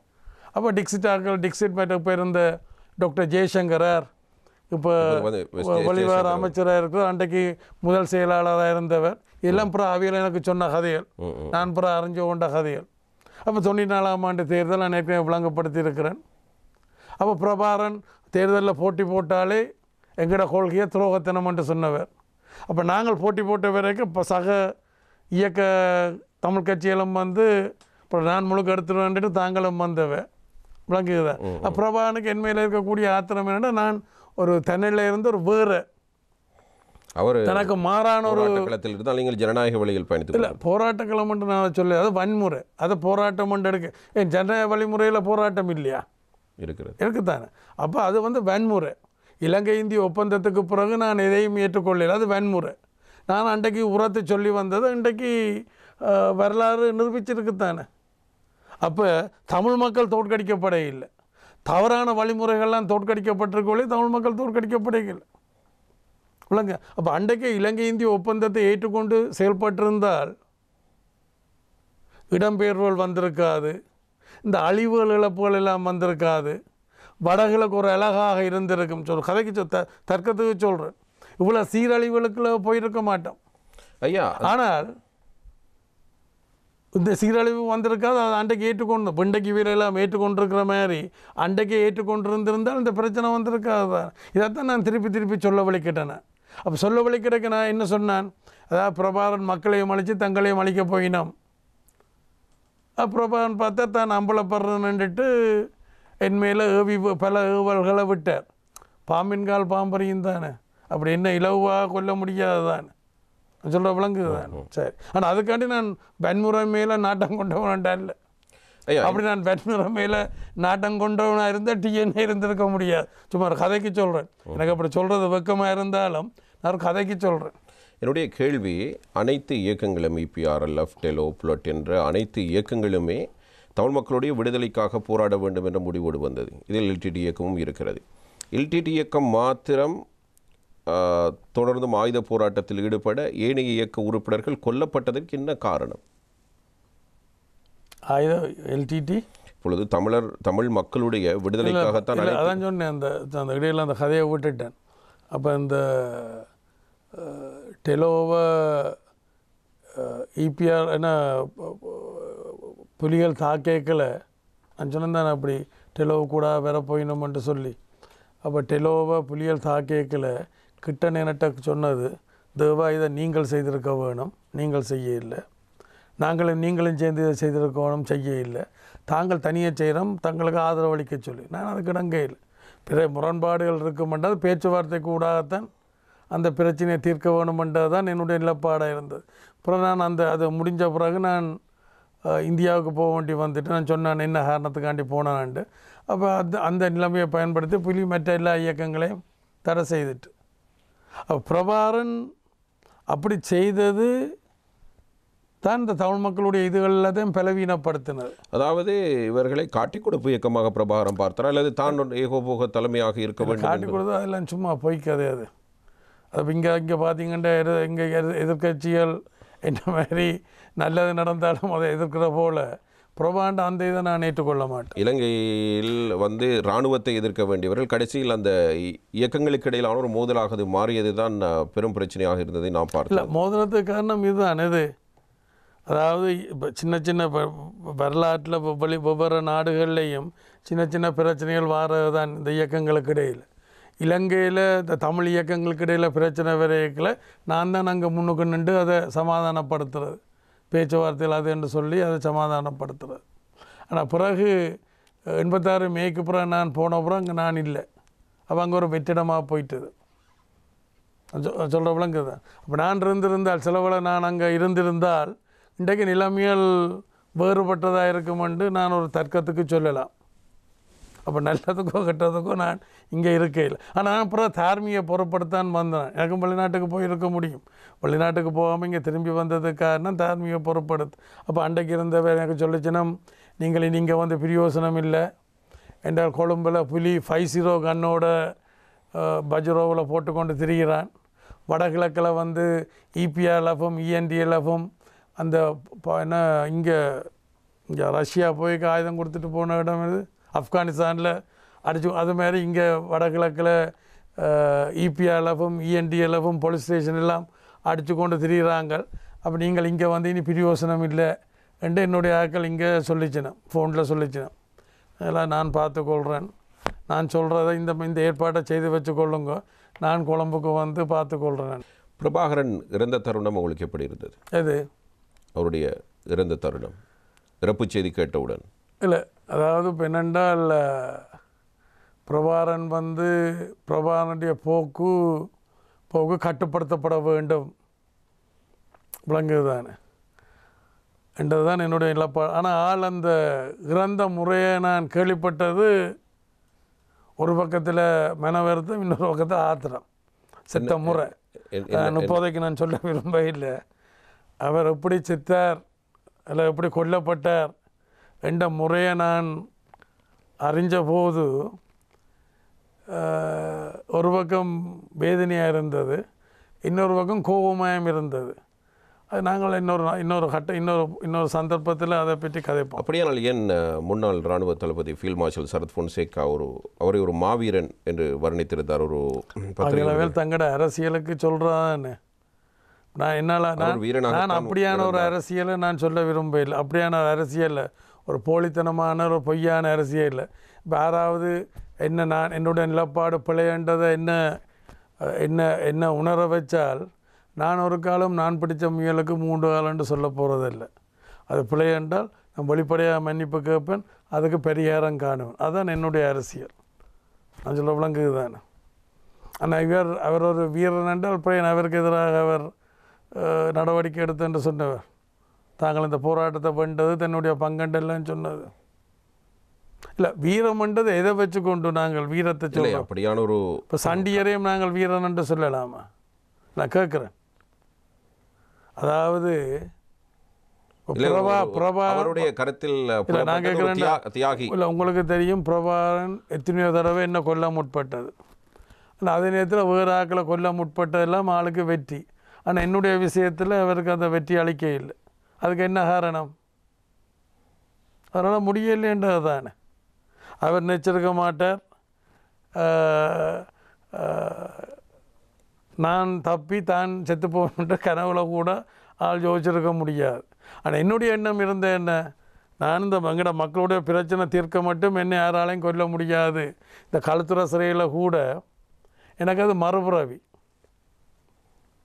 விளங்குது தானே. நான் சாகக்கூட நான் எந்த சவால்களையும் எதிர்கொள்கிறதுக்கு தயார். எப்படியான சவால்களை இருந்தாலும் எதிர்கொள்கிறதுக்கு தயார். இந்த என்ன களத்துறை சிறைக்கு நான் போய் நடந்த பிரச்சனை தெரியும் தானே. அப்போ குமாரண்ணேண்டா குமார் பொன்னம்பலம் அவற்ற மகன் அவற்ற மனைவி என்ன வருத்தம் பார்க்க வந்தவன். அப்போ குமாரண்ணை வந்தனோட என்ன சார் விசர்வையில் பார்த்துருக்கிறேன், எங்களுக்கு அங்கே போக தெரியாதா, அவங்கள பற்றி உங்களுக்கு தெரியும் தானே, உமக்கு தெரியும் தானே, ஏன் அங்கே போனீர், என்ன விசர்வையில் பார்க்குறீங்கன்ட்டு எனக்கு அன்பாக என்ன கடிந்து கொண்டவர். மற்றவர்கள் தங்களோட வழக்குக்கு பேச சொல்லி கேட்டிருக்கணும், நான் பேச மாட்டேன்ட்டு. அவரில் அந்த ஒரு நியாயம் இருந்தது.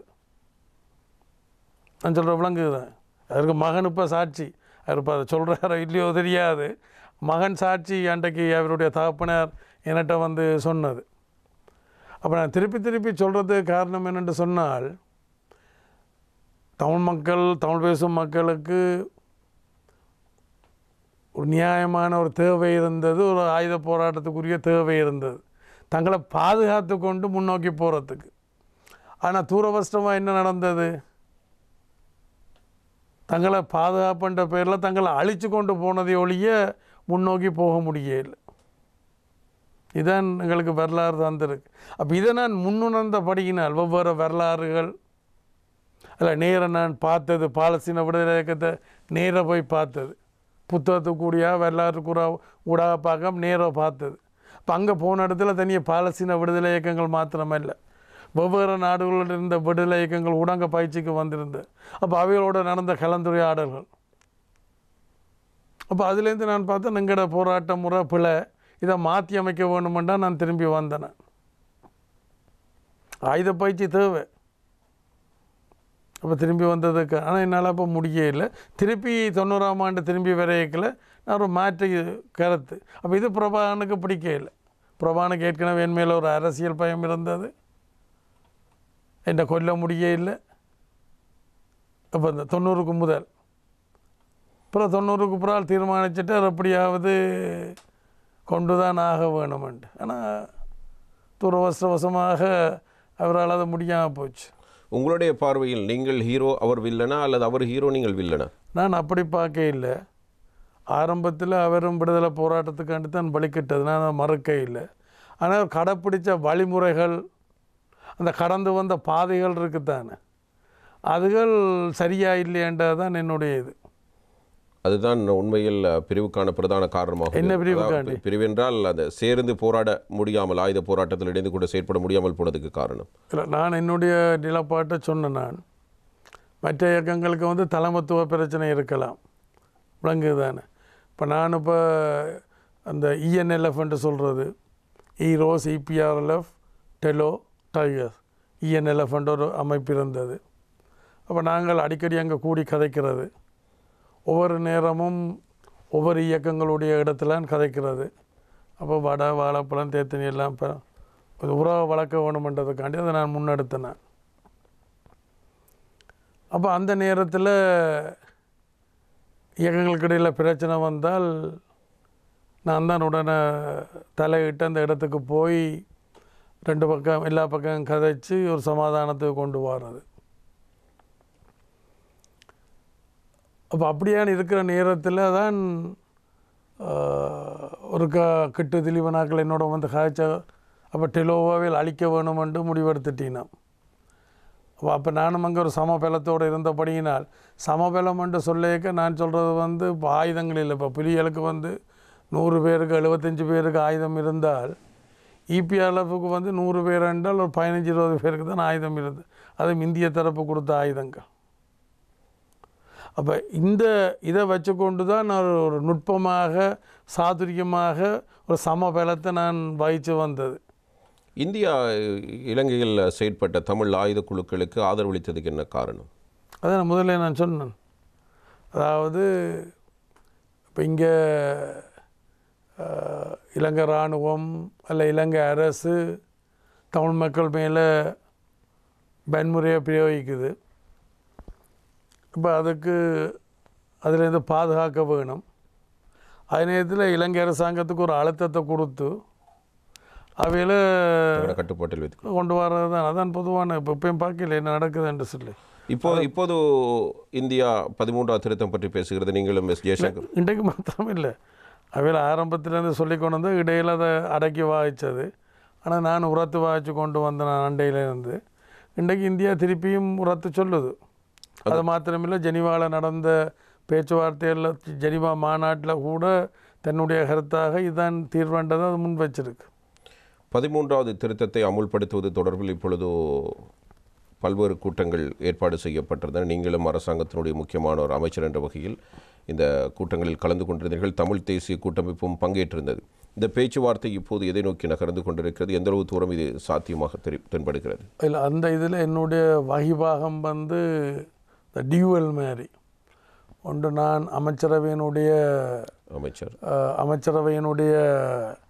உபகுழுவில் நானும் உறுப்பினராக இருக்கிறேன்.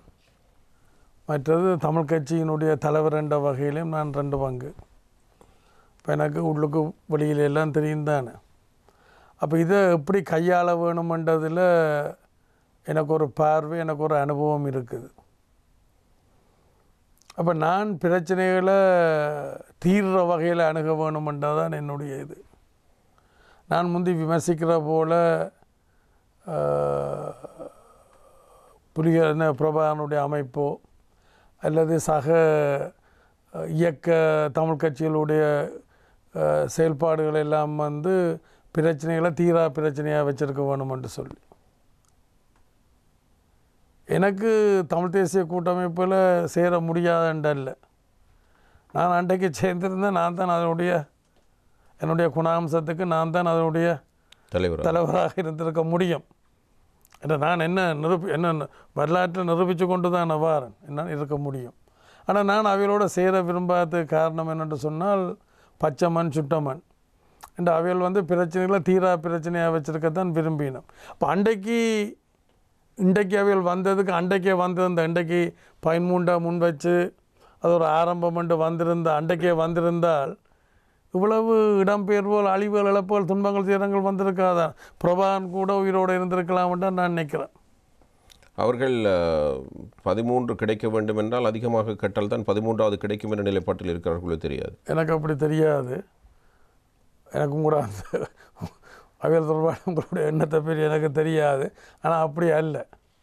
அதாவது ஃபெடரல் சமஷ்டி அதிகூடி ஃபெடரல் என்ற விஷயம் இருக்குத்தானே, சமஷ்டியாக ஒற்றையாட்சியான்றது. அதாவது ஒற்றையாட்சி என்று சொன்னால் தமிழ் மக்களுக்கு பேயை பார்க்குற மாதிரி, சிங்கள மக்களுக்கு சமஷ்டி என்றால் பிசாசை பார்க்குற மாதிரி. அப்போ இந்தியன் ஜதார்த்தம் என்ன? அப்போ என்னுடைய தர்க்கம் என்னென்றால், இன்றைக்கு சமஷ்டி நாடுகளாக இருக்கிற அமெரிக்கா அல்லது கனடா அல்லது ஆஸ்திரேலியாவை எடுத்துக்கொள்வோம். சமஷ்டிகளை இருக்கக்கூடிய அந்த அதிகாரங்களும் அதே போல் ஐக்கிய ராஜ்யம் பிரித்தானியா அல்லது தென்னாப்பிரிக்கா போன்ற நாடுகள் வந்து ஒற்றையாட்சி அரசியல் ஜாப்புகளே இருக்குது. அங்கே இருக்கக்கூடிய அதிகாரங்களை எடுத்து பார்த்தால் பிரித்தானியாவில் இருக்கிற ஒற்றையாட்சிகள் இருக்கிற அதிகாரங்கள் கூட தனி நாடாளுமன்றம் இருக்குது, தனி காசு இருக்குது. அது ஒற்றையாட்சிக்குள்ள தான் கொடுக்கப்பட்டிருக்கு. ஆனால் அமெரிக்காலேயோ அல்லது கனடாலேயோ அல்லது ஆஸ்திரேலியாலேயோ அது இல்லை. அப்போ எங்களுக்கு இங்கே ஒரு பேர் பிரச்சனையாக இருக்கக்கூடாது. இன்றைக்கு ஜதார்த்தம் வந்து பெரும்பான்மையான மக்கள் 13வது திருத்த சட்டத்தை ஏற்றுக்கொள்ளினோம். என்ற அவையிலும் 87ஆம் ஆண்டிலிருந்து இதை அனுபவித்து கொண்டு வந்திருக்கணும். கூட அதிகாரங்கள் அதுக்கு தேவையென்றெல்லாம் கடந்த கால கூட்டங்களில் சந்திப்புகள் எல்லாம் சொல்லியிருக்கணும். எழுத்துல எல்லாம் இருக்குது. அப்போ ஏன் நாங்கள் அதிலேருந்து ஆரம்பிக்கக்கூடாது? அதான் நடைமுறை சாத்தியமானது. நீங்கள் 3 வழிகளை காண்பித்திருந்தீர்கள். அதாவது இந்த 13ஐ வெற்றிகரமாக நிறைவேற்றிக் கொள்வதற்கு 3 கட்டங்களாக இதை செய்யலாம் என்பதை பற்றி உங்களுடைய ஊடக அறிக்கை ஒன்று வெளியாக இருந்தது. நீங்கள் இதன் மூலம் சொல்ல வருவது என்ன? அதாவது முதலாவது கட்டத்துக்கு முதல் டோக்கன், அதாவது அடையாளத்துக்கான அல்லது டோக்கனுக்கு என்னென்று சொல்கிறது, டோக்கன் என்றால் ஒரு அடையாளத்துக்கான அல்லது ஒரு ஒரு நல்ல அடையாளம் நல்ல சமிஞ்சைக்காண்டி காணிகள் விடுவிக்கிறது. மற்றது அரசியல் கைதிகள் என்றால் நான் தான் முதல் உச்சரித்தது.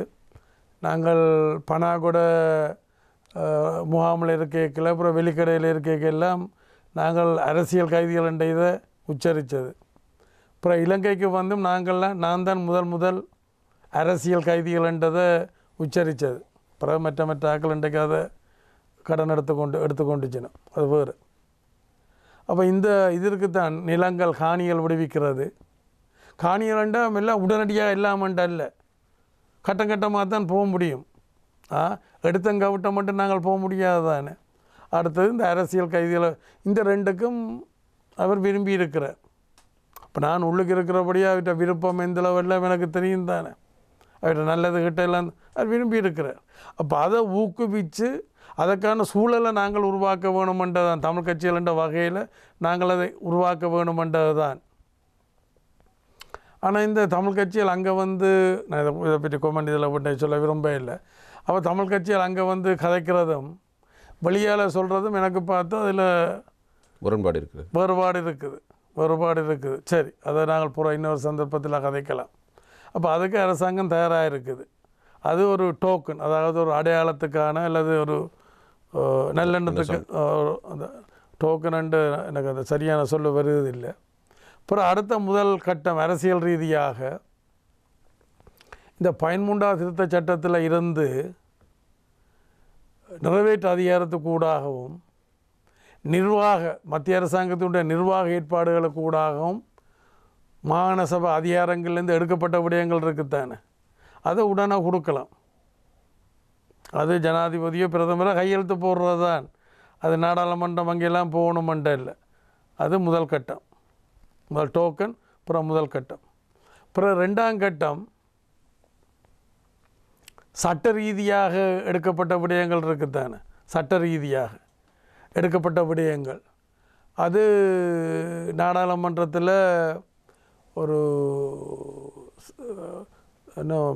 சிம்பிள் மெஜாரிட்டி என்றால்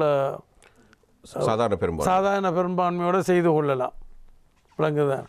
அப்போ அதுக்கு தான் இந்த ஜனாதிபதி இந்த முயற்சிகளை செய்கிறார். இது இந்த 26ஆம் தேதி எல்லா கட்சிகளோடையும் கதைச்சு நீங்கள் முதல் கட்டிங்களா இப்போ அவர் இப்போ ஜனாதிபதியாக இருக்கிற முந்தி புலிகளோட பேச வேணும், அதெல்லாம் செய்ய வேணும், இல்லை டிஎன்ஏயோட கூட நெருக்கமாக இருக்கிற அந்த விஷயங்கள் எல்லாம் இருக்குத்தான்.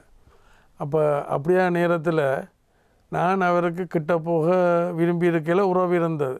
ஆனால் ஒரு சம்பவத்தை நான் சொல்லலாம். அதுக்கு எங்களுடைய ஆனந்த சங்கரை அண்ணாவையும் அதுக்கு சாட்சி இருக்கிறார். அதாவது நெடுந்தீவில் பேச்சுவார்த்தையில் நடக்கல, நெடுந்தீவில் புலிகள் போய் எங்கள் ஆக்களை அடித்து துரத்தி பிரச்சனை நடந்தது.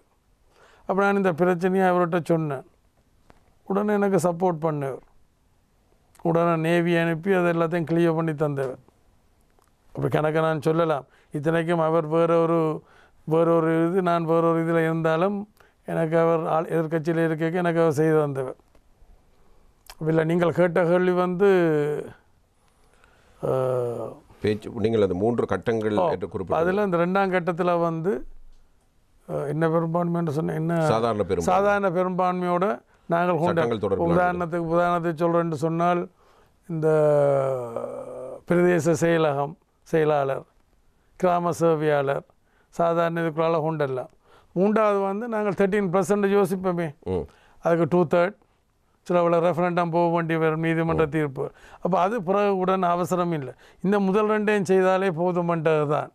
இப்போது தமிழ் தேசிய கூட்டம் அல்லது தமிழ் கட்சியில் இவையெல்லாம் கிட்டத்தட்ட அவளுடைய சார்பில் சுமந்திரன் தான் அதுகளை முன்மொழிஞ்சு கொண்டு இருக்கிறார்.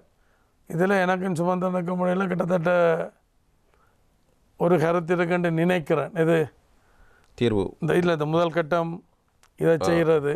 அவர் சிலபோல் ஒரேடியாக செய்ய வேணுமென்று சொல்கிறாரு தெரிய இல்லை. நான் கட்டம் கட்டமாக போவோம் எனக்கு தெரிந்தானே. இப்போ தென்னிலங்கையில் அவர்கள் அவநம்பிக்கையோட பேச்சுவார்த்தையில் கலந்து கொள்வதாக சொல்லியிருந்தார்.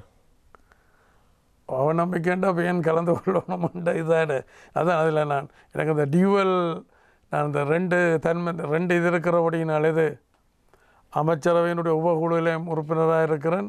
தமிழ் கட்சியினுடைய தலைவர் இருக்கிறபடியினால் நான் அதை பொதுவாக வெளிப்படையாக கமெண்ட் பண்ண விரும்ப இல்லை. ஜனாதிபதி ஏன் அவசரமாக இப்படியான ஒரு தீர்மானத்துக்கு வர வேண்டும்? எப்படி ஒரு தமிழ் மக்களுடைய பிரச்சனைக்கு ஒரு தீர்வு? அவர் அண்டையிலேருந்து உங்களுக்கு தெரியும் 2005ஆம் ஆண்டு அவர் சமஷ்டியை முன் வச்சவர். இது 2005ஆம் ஆண்டு தேர்தல் ஜனாதிபதி தேர்தலில் மஹிந்த ராஜபக்ச ஒற்றையாட்சியை வச்சது விளங்குதான். பிரபாகரன் மஹிந்த ராஜபக்சவை தான் ஆதரிச்சிருக்கிறார் மறைமுகமாக. மஹிந்த ராஜபக்ச வெல்றதுக்கான ஏற்பாட்டை செய்திருக்கிறார். இப்போ ரணில் விக்ரமசிங்க ஆட்சிக்கு வந்தால் அவர் பேச்சுவார்த்தை சமாதானம் சர்வதேசம் எல்லாம் தன்னை கொண்டே மடக்கி போடுவார்.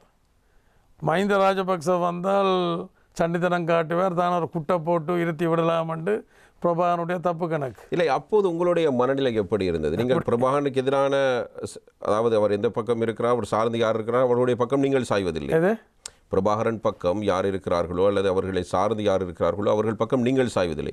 வேறு பக்கம் இருக்கிற பொழுது தேர்தல் நெருங்குகிறது. நவம்பர் மாதம் நெருங்குகின்ற பொழுது இந்த அறிவிப்பு வெளியாகிறது. அது வாக்காளர்கள் புறக்கணிக்க வேண்டும் என்ற கருத்து, குறிப்பாக வடக்கு கிழக்கிலே இருக்கிற தமிழ் மக்கள், ஏனைய பகுதியில் வாழ்கிற தமிழ் மக்கள்.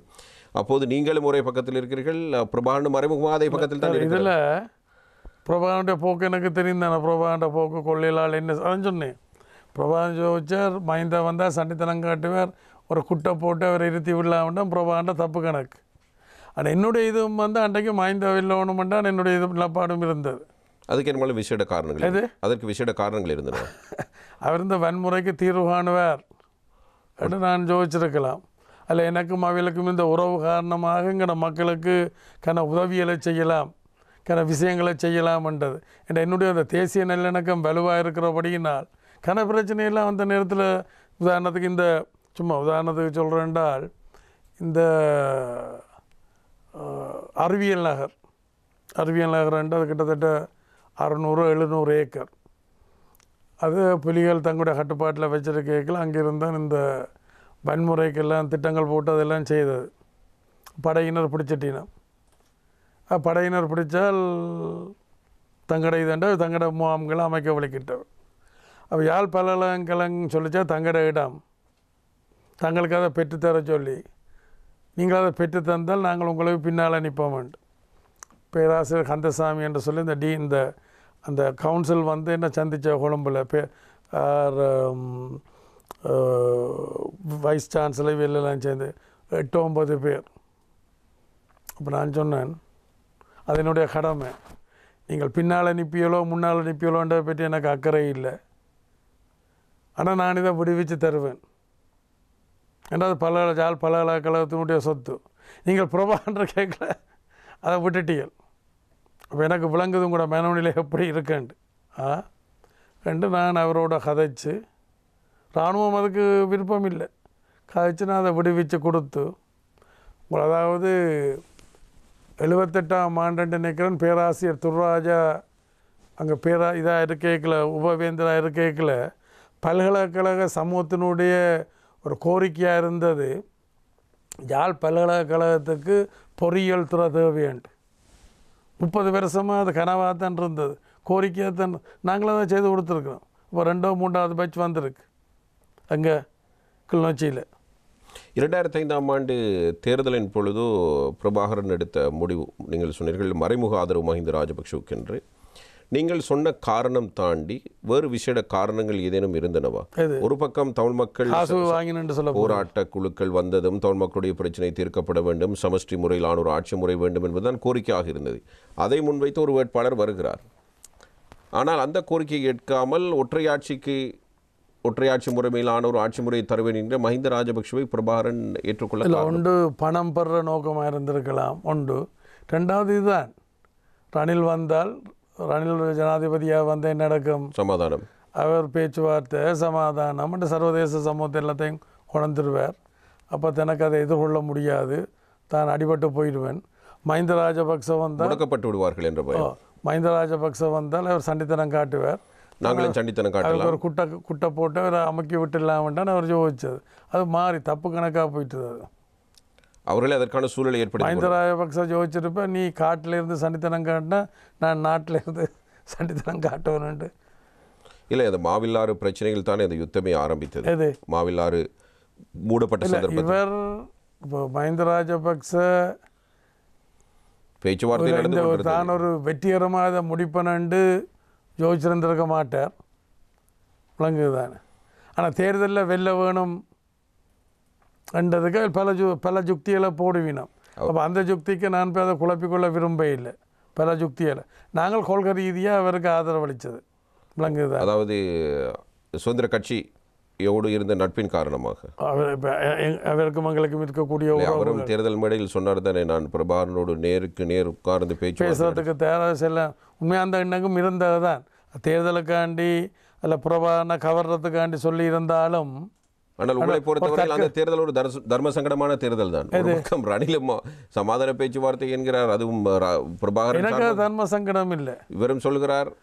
நான் அப்படி பார்க்க இல்லை, நான் அப்படி தர்ம சங்கடமாக பார்க்க இல்லை. அவர் தண்டை இதை முன் வச்சிருக்கிறார், இவர் தண்டை இதை முன் வச்சிருக்கிறார். 2 பேருடைய குணாம்சங்களும் எனக்கு 3 பேருடைய குணாம்சங்கள், இது மஹிந்த, ரணில், பிரபாகரன் 3 பேருடைய குணாம்சங்களும் தெரியும். அதில் என்னென்ன செய்வினமெண்டெல்லாம் தெரியும். அப்போ அதுலேருந்து கொண்டான என்னுடைய கணிப்பு.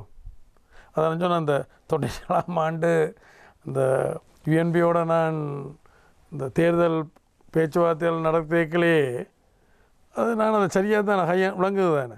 வீணையும் வேண்டாம் ஜானையும் வேண்டாம் அப்படின்னா சுயேட்சையில் போவோம் சொல்கிற விளங்குது தானே. அப்போ அதுக்காக ஏற்றுக்கொண்டிருக்கிறேன் தானே, அதை ஏற்றுக்கொள்ள நான் வச்சிருக்கிறேன் தான். அப்போ அவங்களெல்லாம் பெரிய ஜம்பவான்கள், லலிதா முதலி, காமினி, இவர் பண்டைக்கு இருக்கிற எல்லோரும் பெரிய இது. மற்ற கணேசலிங்கம் இறந்து போனார். 9 பேர் அந்த தேர்தல் குழுவில் இருந்தவன் நான் அப்படி முன்னால் இருக்கிறேன். அப்படி கணக்கை நான் உதாரணம் சொல்லலாம். இப்போ நான் வெளிப்படையாக இந்த ஆமை கோழி ஒரு முட்டையை போட்டுட்டு ஊரெல்லாம் கத்துற போல் ஆமை 1000 முட்டையை போட்டுட்டு பேசாமல் இருக்கிறன்ற ஒரு விஷயம் இருக்குத்தான். அவர் நாங்கள் வரலாற்றில் கணக்கை சாதிச்சிருக்கிறோம். ஒருக்கா ஏன்னா சந்திரிகா அம்மையார் ஆட்சியில் இருக்கைக்குள்ள ஒரு 500-600 பேர் ஆம்பளைகள் பொம்பளைகள் என்ன வந்து பார்க்க வேணுமென்று வந்த ஊர்வலமாக சொல்லிச்சனம். இந்த யுத்தத்தால் தங்களோட கல்வி சீரழிஞ்சு போச்சுது. ஆனபடினால் தங்களுக்கு ஒரு தரப்படுத்தலை கூடாக தங்களை பல்கலைக்கழகத்துக்கு உள்வாங்க வேணுமென்று செய்தார்ன்னு சொல்லி போட்டு சொன்னேன். 28-30 வருஷத்துக்கு முதல் இதே வீதிகளில் நீங்கள் என்ன வீதியில் நீங்கள் ஆர்ப்பாட்டமாக வந்தியலோ அதே வீதிகளில் நாங்கள் அப்போ தரப்படுத்தலுக்கு எதிராக போராட்டம் நடத்தினாங்க. தரப்படுத்தலுக்கு மெரிட்லாம் எடுக்க வேணுமென், சிறப்பு இதெல்லாம் நாங்கள் எடுக்க வேணுமென்ட்டு சொல்லி விளங்குதான். ஆனால் இன்றைக்கு வந்து நீங்கள் தரப்படுத்தலில் வேணுமென்ட்டு கேட்குறீர்கள். அப்போ இந்த போராட்டம் எங்களை எங்கே கொண்டு போயிருக்கு? முன்னோக்கி கொண்டு போயிருக்கா? அதில் இருக்கிறத பாதுகாத்து கொண்டு போகுதா? இல்லை, பின்னோக்கி தான் போகுது என்று சொல்லி அப்புறம் சந்திரிகாமியாரோட கதைச்சு தரப்படத்தில் கொண்டு விளங்குதான். அதே வீதியில் 28-30 வருஷத்துக்கு நாங்கள் படிக்கிற காலகட்டத்தில் போராட்டம். அப்படி கன உதாரணங்களை சொல்கிறோம். அப்படி கன விடயங்களை நாங்கள் சாதிச்சிருக்கிறோம். ஐயா, இப்போது அப்போ இது எல்லாம் இந்த பிரபாகரனுக்கு என் மேலே கொடுத்த பயம் என்ன? இவர் மற்றாக்களை மேலே இல்லை, ஆளை இது பண்ண முடியாண்டுட்டு தான் பல தடவைகள். ஒருக்கா சந்திரிகா அம்மையார் ஆட்சியில் இருக்க ஒரு பின்னேரம் 6:30 மணி போல் கோல் எடுத்து சொன்னார், டக்ளஸ் எப்படி இருக்கிறீங்க, ஒன்றுக்கும் பயப்பட ஒரு செய்தி சொல்ல போகிறேன், ஒன்றுக்கும் பயப்பட வேண்டாம், எவ்ரி திங் இஸ் அண்டர் கண்ட்ரோல்ன்ட்டா.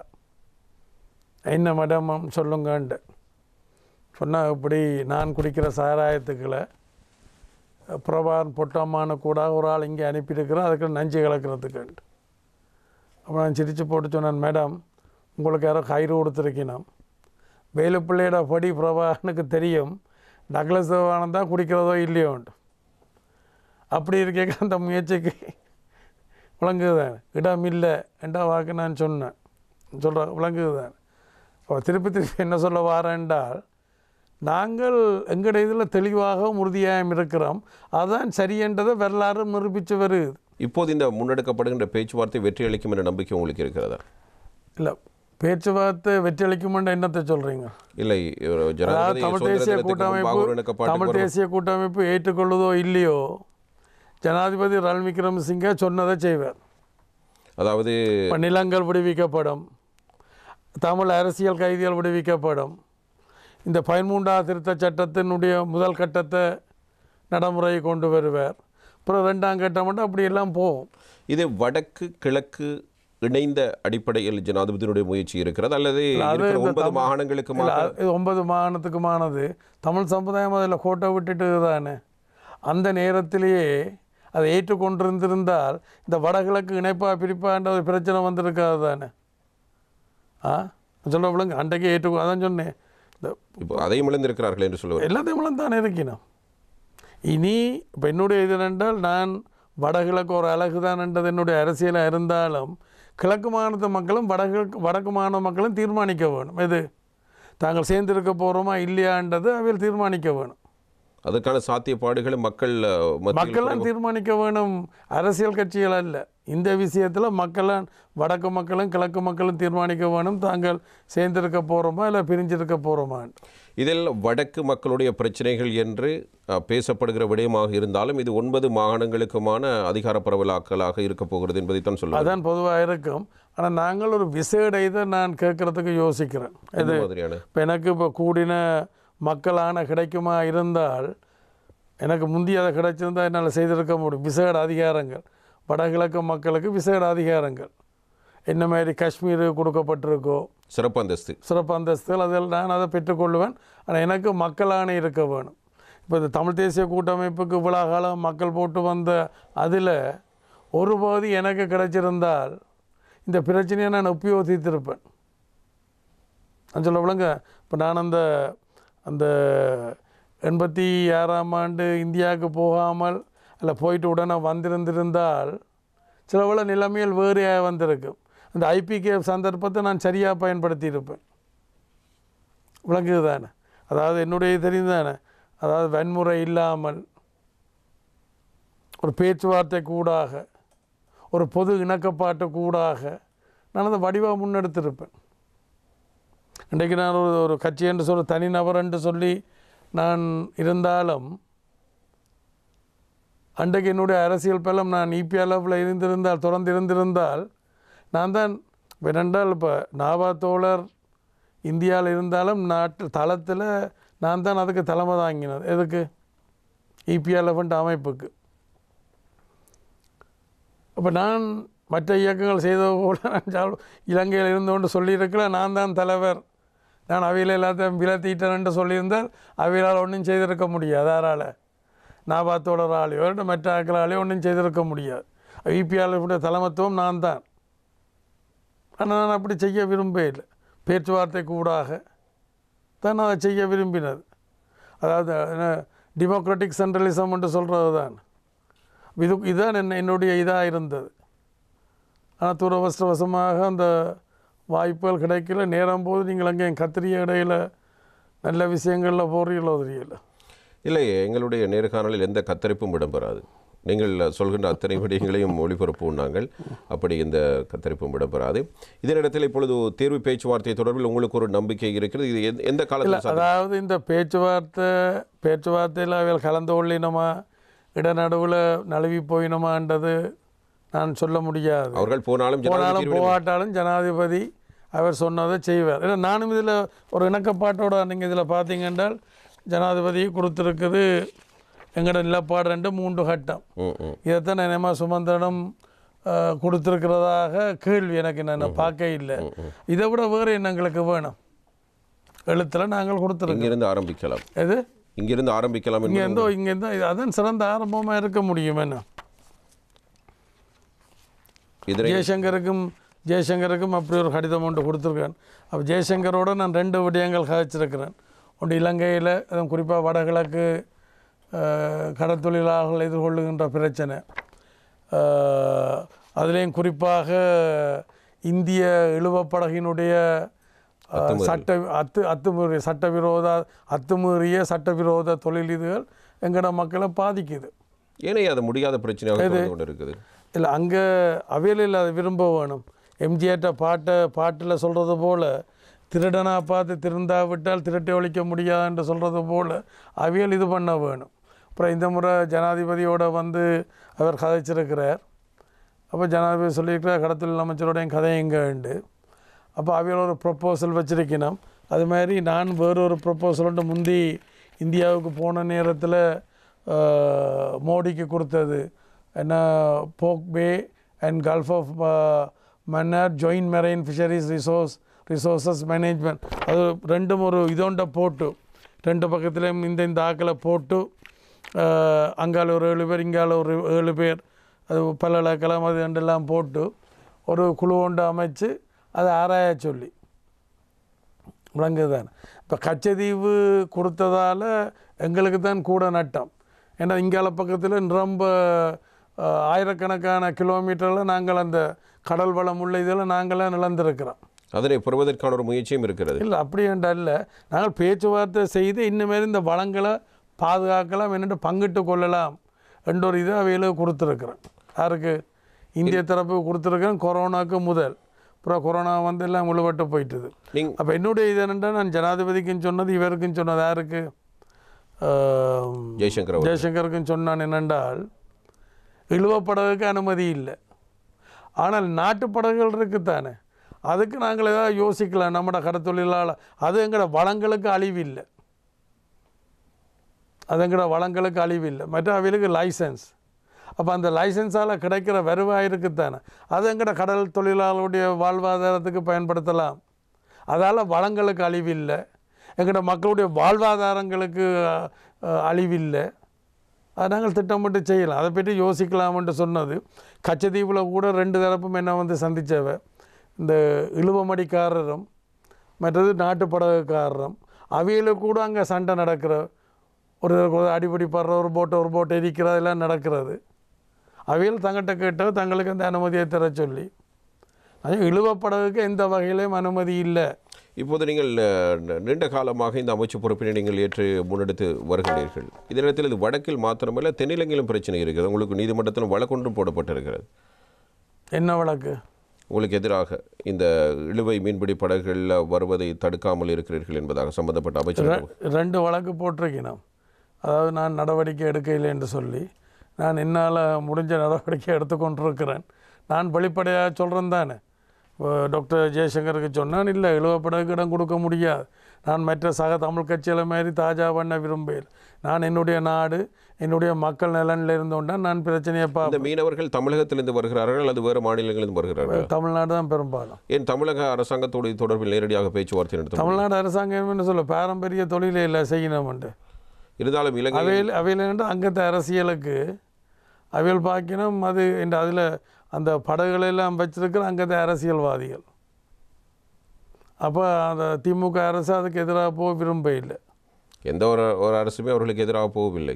அப்போ இந்த மத்திய அரசாங்கம் வந்து ஏற்றுக்கொள்ளினோம், என்னுடைய ஆர்குமெண்ட்டை ஏற்றுக்கொள்ளும். அவர்களும் இந்த அழுத்தத்தையும் அவைகளுக்கு பிரயோகிக்கிறது சிரமமாக இருக்குது. ஆகவே இது முடியாத பிரச்சனையாக தொடரத்தான் போகிறது. என்றாலும் நான் அதை முடிவு கொண்டு இப்போ என்ன செய்திருக்கிறேன் என்றால், நாங்கள் இங்கே 3-4 விதமான நடவடிக்கைகள் எடுத்திருக்கிறோம். ஒன்று ராஜதந்திர ரீதியான நடவடிக்கைகள், 2வது சட்ட நடவடிக்கைகள், கைது செய்கிறது, அரசுடைமையாக்குறது, 3வது வந்து அரசுடைமையாக்கப்பட்ட படகுகளை எங்களுடைய கடற்தொழிலாளர்களுக்கு கொடுக்குறது. என்ற அவையில் அங்கேருந்து வருகினோம், என்ன பெரிய இரும்பு படகுல வருகினோம். எங்கடாக்கள் இந்த பெரிய எல்ஃப்ளோரியும் ஓட்டோ ரிக்ஷாவும் தெரியும் தானே, ஓட்டோ ரிக்ஷா இந்தளவு, எல்ஃப்ளோரி இந்தளவு, அதுமாரி பெரிய இரும்பு படகுல வருகினோம். எங்கடாக்கள் சின்ன இது. அப்போ எங்கடாக்களுக்கும் பெரிய படகுகளை கொடுத்தால் அவையெல்லாம் தள்ளி வைக்கலாம்னு நான் யோசிக்கிறேன். இப்போது நாங்கள் தமிழ் கட்சிகள் என்ற அடிப்படையில் தமிழ் தேசிய கூட்டமைப்பில் இபிஆர்எல்எஃப், மணிக்கொண்டன், டெலோ, பிளட், தமிழரசு கட்சி ஆகிய தமிழ் தேசிய கூட்டமைப்பாக அண்மை காலமாக செயற்பட்டு வந்தன. இப்பொழுது தமிழரசு கட்சி தனி வழி என்று வெளியேறி வந்திருக்கிறது. இதனை நீங்கள் எப்படி பார்க்கிறீர்கள்? அதாவது அந்த நான் ஏற்கனவே சொன்னான் தானே, அதாவது பிரபான் இருக்கையில் ஒரு உருளைக்கிழங்கு மூட்டை மாதிரி, ஒரு நெல்லிக்காய் மூட்டை மாதிரி இபிடிபி தவிர்த்து எல்லா கட்சியும், சின்ன கட்சியோ பெரிய கட்சியோ, பதிவு செய்யப்பட்ட கட்சியோ பதிவு செய்யப்படாத கட்சியோ, எல்லாத்தையும் ஒன்றுக்குள்ளே போட்டு கட்டி போட்டு ஆள் போயிட்டார். இன்றைக்கு அது கட்டு கலண்டு எல்லாம் ரெண்டு போய் ஒவ்வொருவரும் உரிமை கோரினம், இதான் பிரபாகரன் உருவாக்கினோம் அதான் பிரபாகரன் உருவாக்கினன்ட்டு உரிமை கோரினம். ஏன்னா சுயலாப அரசியலுக்காண்டி தான் வாக்களை அபகரிக்கிறதா நோக்கம். இந்த ஸ்டாண்ட் இல்லாத பைசைக்கிள்னு சொல்லியிருந்தானே, ஸ்டாண்டா என்ன, ஸ்டாண்ட் இருந்தால் தனித்தனியாக நிற்கும். ஸ்டாண்ட் இல்லாட்ட என்ன செய்ய வேணும், ஒன்றோட ஒன்று சாத்தி வச்சா தான் அது நிற்கும். ஒன்று சிவத்தில் சாத்தி வைக்கணும், அல்ல ஒரு வேலியோட சாத்தி வைக்கணும், இல்லை நிலத்தில் குப்புற போடணும், அப்போ நிற்கும். அப்போ நான் அவையிட்ட கேட்குறேன் என்னென்றால், நீங்கள் ஏன் தனித்தனியான ஒவ்வொரு தரம் முரண்படுறீங்களானே, ஏதோ ஒன்றில் முரண்படுறீர்கள் சரி பிள்ளைக்கு அப்பால். அப்போ நீங்களே ஏன் தனித்தனியாக போட்டி போட்டு மக்களுடைய ஆணையை பெற்று அதுக்கப்புறம் ஒரு பொது வேலை திட்டத்துக்குள்ள வாரது தான் ஆரோக்கியமாக இருக்கும். அதுக்கு நான் தயார். அது உங்களுக்கும் வாய்ப்பாக அமையும். எது தேர்தலில் அவர்கள் தனித்தனியாக போட்டியிடுகின்ற பொழுது வாக்கு பிரியும் தானே? அப்படி ஏண்டா இல்லை, அவையில் மக்கள் யாருக்கு வாக்கு போடணுமென்று யோசிச்சிருக்கணுமோ, இல்லை மக்கள் யாருக்கு வாக்கு போடணுமென்று யோசிக்க வைக்கப்படுதோ அவைகளுக்கு அந்த வாக்கு விழும். கூட்டமைப்பாக போட்டி பிரிஞ்சிருந்தானே சேர்ந்திருந்தானே எல்லாம் எனக்கு உண்டு. இப்போது தமிழரசு கட்சி வெளியேறி வந்ததற்கு பிறகு ஏனைய டெலோ புல்லட் தனியாக இருக்கிற அவற்றோடு நீங்கள் இணைந்து செயற்பட ஒரு தீர்மானம் எடுக்க இல்லை. அப்படி நான் யோசிச்சிருக்கே இல்லை. என்று நம்முடைய கட்சி கொள்கையிலும் அவையோட கட்சி கொள்கையிலும் வேறு தானே. இந்த பச்சைமண் சுட்டமண்ணுண்டு அண்டையிலேருந்து சொல்லி கொண்டிருக்கிறேன் தானே. அவையில் இந்த பிரச்சனையை பார்க்குறதுக்கும் நான் பார்க்குறதுக்கும் வேறுபாடு இருக்குது. அவியல் பிரச்சனையை தீரா பிரச்சனையாக வச்சுருக்கணுமென்று யோசிக்கணும். நான் பிரச்சனையை தீர்ற வகையில் அணுகணுமென்று இதான் என்னுடைய இந்த அனுபவம் இல்லைங்க. அப்படி இருக்கேக்கில் நான் அவையிட்ட சொல்கிறது, சரி நீங்கள் தனித்தனியாக போட்டி போடுங்க. நீங்கள் முதல் தனித்தனியாக போட்டி போட்டு தோல்வி கண்டவங்களைத்தான் பிரபாகரன் எல்லாரையும் சேர்த்து நெல்லிக்காய் மூட்டை மாதிரி உருளைக்கிழங்கு மூட்டை மாதிரி கட்டி விட்டுட்டு போயாச்சு. அப்போ நீங்கள் பிரபாகரனுக்கு பயத்திலையும் ஒரு அரசியல் உள்நோக்கத்திலையும் அதை ஏற்றுக்கொண்டு போனீர்கள். அப்புறம் பிரபாகரன் இல்லைன்னு இல்லை, ஆனந்த சங்கரி போனார், பிறகு கஜேந்திரன் போச்சார், அப்புறம் சுரேஷ் பிரமத்தேந்திரன் போயிட்டார், அப்புறம் விக்னேஸ்வரன், ஆனந்தி, ஸ்ரீகாந்தா எல்லாரும் தனித்தனியாக நிற்கணும். உங்களுடைய தலைமைக்கு பிறகு இபிடிபியினுடைய அடுத்த தலைமை யார்? அது கட்சி தீர்மானிக்க வேண்டியதோ மக்கள் தீர்மானிக்க வேண்டியது. அடுத்த ஒரு தலைவரை நீங்கள் உருவாக்கி வைத்திருக்கிறீர்களா? இல்லை, அந்த அப்படி இருக்கண்டும் இல்லை, இல்லையண்டும் இல்லை. அந்த நேர சூழல்லாம் அதை தீர்மானிக்க வேணும். இப்போ பார்க்க இல்லையா, இப்போ சஜித் ஒரு பக்கம் வந்திருக்கிறார், அப்புறம் டலஸ் இடையில் வந்தார், அப்புறம் இங்கால ரணில் வந்திருக்கணும். அது அந்த சூழலை நான் தீர்மானிக்க வேண்டும் என்று நினைக்கிறேன். உரியவர்கள் இருக்கிறார்கள், தகுதியானவர்கள். அதாவது ஒரு வெற்றிடம் ஒன்று வரையக்க அதில் இன்னொன்று வந்து நிரப்பும் தானே. இப்போ இதே நேரத்தில் கவிட்டிருக்கிற கிளாஸை நிமித்தி வச்சு அதுக்கு காத்ததுக்குள்ள போகும் தானே. அதுபோல் வெற்றிடம் ஒன்று வெறுமா இருந்தால் எனக்கு தொடர்ந்து அரசியலில் கிளட் அரசியல் செய்கிறதுக்கும் எனக்கு விருப்பம் இல்லை. அப்போ நானும் ஓரளவுக்கு இந்த பிரச்சனை இப்போ எனக்கு ஒருக்கா இங்கே சைனாவுக்கு போனது, நான் சபாநாயகர் முன்னாள் கரு ஜெயசூரியோட தலைமையில் போனது. அப்போ நான் சம்பந்தன், அனுரதிச நாயக்கா, சுசில் பிரேமஜெயன், யுஎன்பியில் இன்னொரு ஆள் முக்கியமான ஆள் எல்லாம் போனது. அப்போ நாங்கள் ஒருக்கா இரவு எங்களை தூதுவற்ற வீட்டை சாப்பாட்டுக்கு போனது. அப்படி அங்கே போனால் விஸ்கி இதெல்லாம் இருக்குந்தான். அப்போ சம்பந்தன் எனக்கு பக்கத்தில் விஸ்கி கிளாஸோடு வந்திருந்தார். கேட்டால் டக்ளஸ் இது சரி வருமானு கேட்டார். எனக்கு அவர் எதை கேட்குறாருன்ட்டு எனக்கு விளங்கிட்டுது, எது என்ன கேட்குறீங்களான்ட்டு விளங்காத மாதிரி கேட்டேன். அப்போ அந்த அவரோட அந்த முயற்சி, அந்த அரசியல் தீர்வு முயற்சி, அப்போ நான் சொன்னேன் வரும் ஆனால் வராதுன்ட்டேன், வரும் ஆனால் வராதுன்ட்டேன். அவர் கொஞ்சம் அடிச்சுட்டான் ஒன்றோன்னு நிற்பார். அப்போ பிறகு கரு ஜெயசூரிய சொன்னால் டக்ளஸ் நீங்களும் ஒரு கிளாஸ் எடுக்க சொல்லி. அப்புறம் ஞான் ஸ்பீக்கர், நான் ஒரு 2 விதமான இதை முன் வச்சு தான் என்னுடைய அரசியல் போகுது. ஒன்று வன்முறைக்கு தீர்வு காண வேணும், அதுக்கு தீர்வு வேண்டாச்சுது. அடுத்ததுங்கிற மக்களுடைய அரசியல் உரிமைக்கு தீர்வு காண வேணும். அதுக்கு பிறகு தான் நான் குடிக்கிறதோ இல்லையோ அல்லது அரசியல் என்ன சம்பந்தம், குடிக்கும் நீங்கள் சொல்கின்ற கருத்துக்கு என்ன சம்பந்தம்? அப்படி வந்துட்டேன் தானே. அவர் ஆயுத போராட்டத்தில் இருக்க சிகரெட் குடிக்கிறதோ இல்லை பீடா போடுறதோ அல்லது தண்ணி அடிக்கிறதோன்றது விளங்குது. அது அந்த நேரம் அப்போ வெளிநாடுகளில் சில வேறு. அப்போ நாங்கள் அப்படி வளர்ந்து வந்தாச்சு தான். அதை நான் தொடர்ந்து மெயின்டைன் பண்ணி கொண்டு இருக்கிறேன். அப்போ உடனே நான் உடனே அனுர திசாநாயக்கா,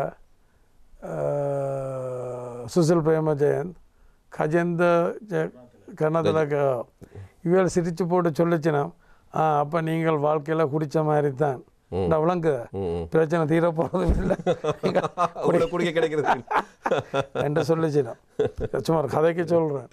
அப்புறம் என்னத்தை நான் சொல்ல வரேன்டால், இந்த பிரச்சனை அதான் நான் அந்த அரசியலில் தொடர்ந்து இருக்கிறா இல்லையாண்டு அதிகமாக இந்த இதோட பிரச்சனையை தீர்ந்துட்டு நான் சில வேளை ஒதுங்கலாம், அதில் இன்னொரு டேர்ம் இருக்கலாம். இப்போ எனக்கும் வயது வந்துட்டு தான், நான் அந்த கிழட்டு அரசியலுக்கு எனக்கு விருப்பம் இல்லை. இப்போது வடக்கில் அதிகளவான சமூக சீரழிவு, கலாச்சார சீர்கேடுகள் அதிகரித்து கொண்டிருக்கின்றன. இதற்கு மஹிந்த ராஜபக்ஷ தலைமையிலான அந்த அரசாங்கம் யுத்தத்துக்கு பிறகான காலப்பகுதியில் திட்டமிட்டு செயற்படுத்தி சில விடயங்கள் தான் காரணம் என்று ஒரு பொதுவான குற்றச்சாட்டு இருக்கிறது. போய் உண்மையாக நான் அதுக்குள்ளே இருக்கிறேன், நான் அதை விரும்ப மாட்டேன் தானே, அதை ஏற்றுக்கொள்ள மாட்டேன் தானே. எனக்கு தெரியாமல் அப்படி செய்ய முடியாது, தெரியாதனம் ஒன்று ரெண்டு அப்படி இப்படி நடந்தாலும் அப்படி பெரிய அளவில் செய்ய முடியாது தானே. மற்ற இது இன்றைக்கு வடக்கு கிழக்கில் மாத்திரம் இல்லை, தென்னிலங்கையிலும் இது பரவி இருக்குது. இதன் வடக்கு கிழக்கை பற்றி சொல்லிக்கல, இப்போ நாங்கள் வாழ்ந்து வந்த சூழல் இருக்குத்தானே, தமிழர்கள் ஒரு அந்த சூழலை பிரபாரம் கெடுத்தாச்சுன்றது தான். அந்த பிரபாரனுடைய இந்த போக்குகள், அதாவது ஒரு இந்த சூழலுக்குள்ள இருந்த ஆக்களை ஒரு அதிதீவிர வன்முறைக்குள்ளே கொண்டு விட்டாச்சு. இப்போ டெலோவை புலி அண்டைக்கு புலி அழிக்கல, புலிக்கு ஆட்டிறைச்சி கதைச்சி சமைச்சு கொடுத்தாக்களும் இருக்கணும்.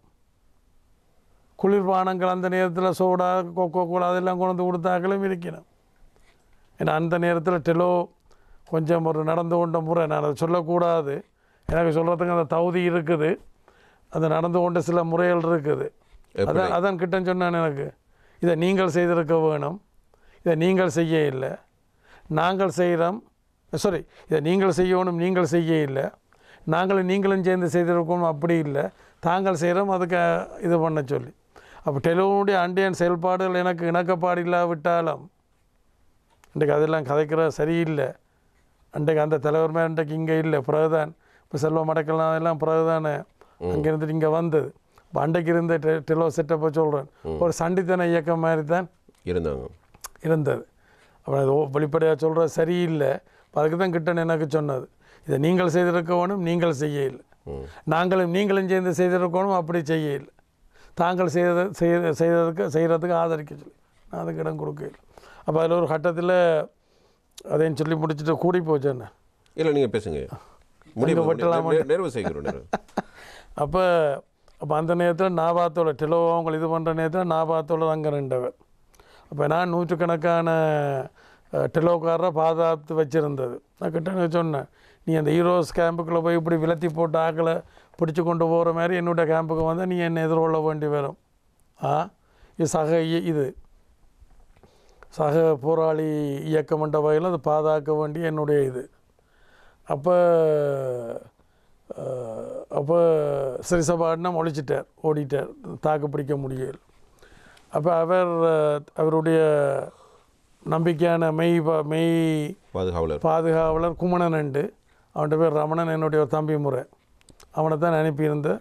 அப்போ நாபாத்தோழர்கிட்ட ஆயுதம் கேட்டு, அப்போ நாபாத்தோழர் என்னட்ட அனுப்பி விட்டார். அப்போ அங்கே வந்திருந்த நாபாத்தோழர். அப்போ நான் அவன்கிட்ட சொன்னான், நான் எரியிற நெருப்புக்கு எண்ணூற்ற விரும்ப இல்லை, சிறு எண்ணட்ட வந்தால் சிறிய பாதுகாக்க வேண்டியது என்னுடைய பொறுப்பு, இந்த சக போராளி என்ற வகையில் பாதுகாக்க வேண்டிய என்னுடைய பொறுப்பு. என்ன மீறி கிட்டனோ திலீபனோ பிரியால் ஒன்றும் செய்ய முடியாது, விளங்குதான். அப்போ மற்ற பக்கம் என்ன யோசனம் என்றால், நாபாத்தோழற்ற பக்கத்தில் சில பிரமுகர்கள் இன்றைக்கு இருக்கணும், அவியல் யோசனம் ஸ்ரீயை நான் பாதுகாத்து விட்டால் ஸ்ரீ சபாரணத்துக்கு அங்கே 500 பொடிகள் எங்கே இருக்கிறாங்க, அங்கே இந்தியாவில் இருக்கிறாங்க, அவங்களெல்லாம் என்னோட சேர்ந்துருவாங்க. அப்போ தாங்கள் பாதுகாத்தால் ஸ்ரீராக்கள் தங்களோட வந்துடுவாங்க, அப்போ என்ன எதிர்கொள்ளலாம்ன்றது தான் அந்த குருட்டுத்தனமான ஒரு எண்ணங்கள். பதால ஸ்ரீகவியல் செய்தி அனுப்பிச்சினம் என்ன, இவர்கிட்ட டக்ளஸ் ஆனந்திட்ட போனால் பிளீட்டை பிடிச்சி கொடுத்துருவாரு. இதுவரைக்கும் நான் நூற்றுக்கணக்கான ஆக்கள் அங்கே பாதுகாத்து கொண்டு இருக்கிறேன். இன்றைக்கு சில பேர் உண்டைக்கு உயிரோடு இருக்கணும் ஆக்கள். அப்போ புறமாட்டுப்பட்டு போச்சு. இப்போதைய இந்த சமூக சீரழிவினை பற்றி நாங்கள் பேசுகிறோம். சமூக சீரழிவில் நிச்சயம் நாங்கள் நடவடிக்கை எடுக்க வேணும். இப்போ இன்றைக்கும் எனக்கு அங்கேருந்து ஃபோன் பண்ணி சொல்லிச்சுன்னா இப்படி இருக்கேன்ட்டு நான் வந்து என்ன இந்த மாவட்டங்களில் நான் முதல் போய் அங்கே ஆர்மி நேவி போலீஸ் இல்லை அரசு உத்தியோகத்தெல்லாம் கூப்பிட்டு கதைச்சு உடனடியாக அதுக்கு ஒரு கடுமையான நடவடிக்கை, அதே நேரத்தில் ஒரு விழிப்பூட்டலும் நாங்கள் தொடங்க வேணும். இப்போ நாங்கள் படிக்கிற காலகட்டத்தில் அதில் ஒன்றும் இல்லைத்தானே. ஆசிரியர்களை கண்டாமல் ஒழுங்கு மரியாதை கொடுக்குறது. ஆனால் இப்போ அப்படி இல்லை. இப்போ ஆசிரியர் மாறி மாணவர்களை கண்டா எழுப்பி நிற்கிறது அல்லது விளங்கு அதெல்லாம் தரங்க. இப்போ வடக்கு பொறுத்த தமிழ் மக்களை பொறுத்த வகையில் இந்த பிரபாகனுடைய இந்த செயல்பாடு தான் இதில் காரணம்ன்றது தான் என்னுடைய இது விளங்குதான். அப்போ அரசாங்கம் அப்படி இங்காலையெல்லாம் போத வசதியெல்லாம் கூடியிருக்கு, அப்படி இல்லை. அதுக்கு நான் இணங்க மாட்டேன். நான் அரசாங்கத்தில் இருக்கிறேன், அதில் இருந்தேனான்றதுக்காண்டி நான் அதுக்கு இணங்க மாட்டேன். சும்மா போய் இல்லை, ஒரு கட்டுக்கோப்பாக ஒரு ஒழுக்க ரீதியான அது உடைஞ்சிட்டு இந்த ஆயுத போராட்டம்னு சொல்லி அது எப்போ வன்முறை போராட்டமாக மாறிச்சுதோ அதோட எல்லாம் அதெல்லாம் தலைதறி என்ன தரையட்டு போயிட்டு தான். வன்முறைக்கு வன்முறையால் தானே தீர்வு காண வேண்டும். எது இப்போ முள்ளால் எடுக்க வேணுமென்ற சரி, நீங்கள் அதை எந்த நோக்கத்தில் என்னத்துக்கு சொல்கிறீங்கன்னு எனக்கு விளக்கம். இலங்கை அரசாங்கத்தினுடைய வன்முறை காரணமாகத்தானே போராட்ட இயக்கங்கள். அதுதானே இலங்கை இந்திய ஒப்பந்தம் உங்களுக்கு ஏற்பட்டது. அந்த ஒப்பந்தத்தை நாங்கள் ஏன் பயன்படுத்த இல்லை? அது உங்களுடைய நிலைப்பாடு, அவர்களுடைய நிலைப்பாடு வரும். அதான் இப்போ என்னுடைய நிலைப்பாடு உங்களுக்கு ஒரு சரியான நிலைப்பாடு இருக்கத்தானே வேணும். அவைய நிலைப்பாடு என்னுடைய நிலைப்பாடாக இருந்தாலும் உங்களுக்குன்ற ஒரு சரியான நிலைப்பாடு இருக்கத்தானே வேணும். இதே சரிபிள்ளை என்று நிலைப்பாடு இருக்கத்தானே வேணும். நான் சொன்னதான் இன்றைக்கு நடந்து முடிஞ்சிருக்கு. சரிபிள்ளை எது என்பதை காலம் தானே தீர்மானிக்க வேண்டும். அதான் இன்றைக்கு தீர்மானிச்சிருக்கு தானே, தீர்மானித்திருக்கு. அன்று தெரியாது, அன்று தெரியாது என்றாலும் நாங்கள் தூர பார்வையோடு அதை பார்க்கத்தானே வேணும். அதுவும் உங்களுடைய இங்கே நடந்த பல தர்க்கங்களில் நீங்கள் என்னத்துக்காண்டி வேறு நிலப்பாடு எடுத்தியளோ தெரியாது. நான் பல தடவை தர்க்கப்பட்டிருக்கிறேன். ஏன் சுமந்திரனோட கூட ஒரு கட்டத்தில் சுமந்திரன் ஏற்றுக்கொண்டிருக்கிறார். இந்த 13வது திருத்த சட்டம் இங்கே தான் வசந்தம் இதில் எனக்கு வேறு ஸ்டூடியோன்ட்டு நிற்கிறேன். அப்போ அவர் சில நியாயங்களை ஏற்றுக்கொள்கிறார். ஆனால் அவர் ஒரு வக்கீலண்ட வகையில் சரிய பிள்ளையண்டும் பிள்ளைய சரியண்டும் சொல்கிற அதான். இப்போ சில வக்கீல் நியாயமான வக்கீல்கள் இருக்கணும், விளங்குது. நியாயத்துக்காண்டி வாதிட வேணுமென்று இருக்கணும். சில பேருக்கு அப்படி எண்டும் இல்லை, பிள்ளைய சரியண்டும் சரியா பிள்ளையண்டும் சொல்கிறதுக்கும் சில பேர் இருக்கணும். சரி, நன்றி ஐயா. மிக நீண்ட நேரமாக எமது கலந்துரையாடல் கலந்து கொண்டு பல்வேறுபட்ட தகவல்களை எங்களோடு பகிர்ந்து கொண்டீர்கள். வரலாற்று ரீதியான பல்வேறு விஷயங்களும் இதில் உள்ளடக்கப்பட்டிருப்பதன் காரணமாக இது எக்காலத்துக்கும் பொருத்தமான ஒரு நேர்காணலாக நாங்கள் பார்க்கிறோம். நன்றி, நீங்கள் நிகழ்ச்சியில் இணைந்து கொண்டமைக்கு. நன்றி, வணக்கம். அதிர்வு அதிகாரம் 2 நிகழ்ச்சியிலிருந்து நாங்கள் விடைபெற்றுக் கொள்கிறோம். மற்றும் ஒரு நிகழ்ச்சியில் மீண்டும் சந்திப்போம் என்ற நம்பிக்கையோடு. நன்றி, வணக்கம்.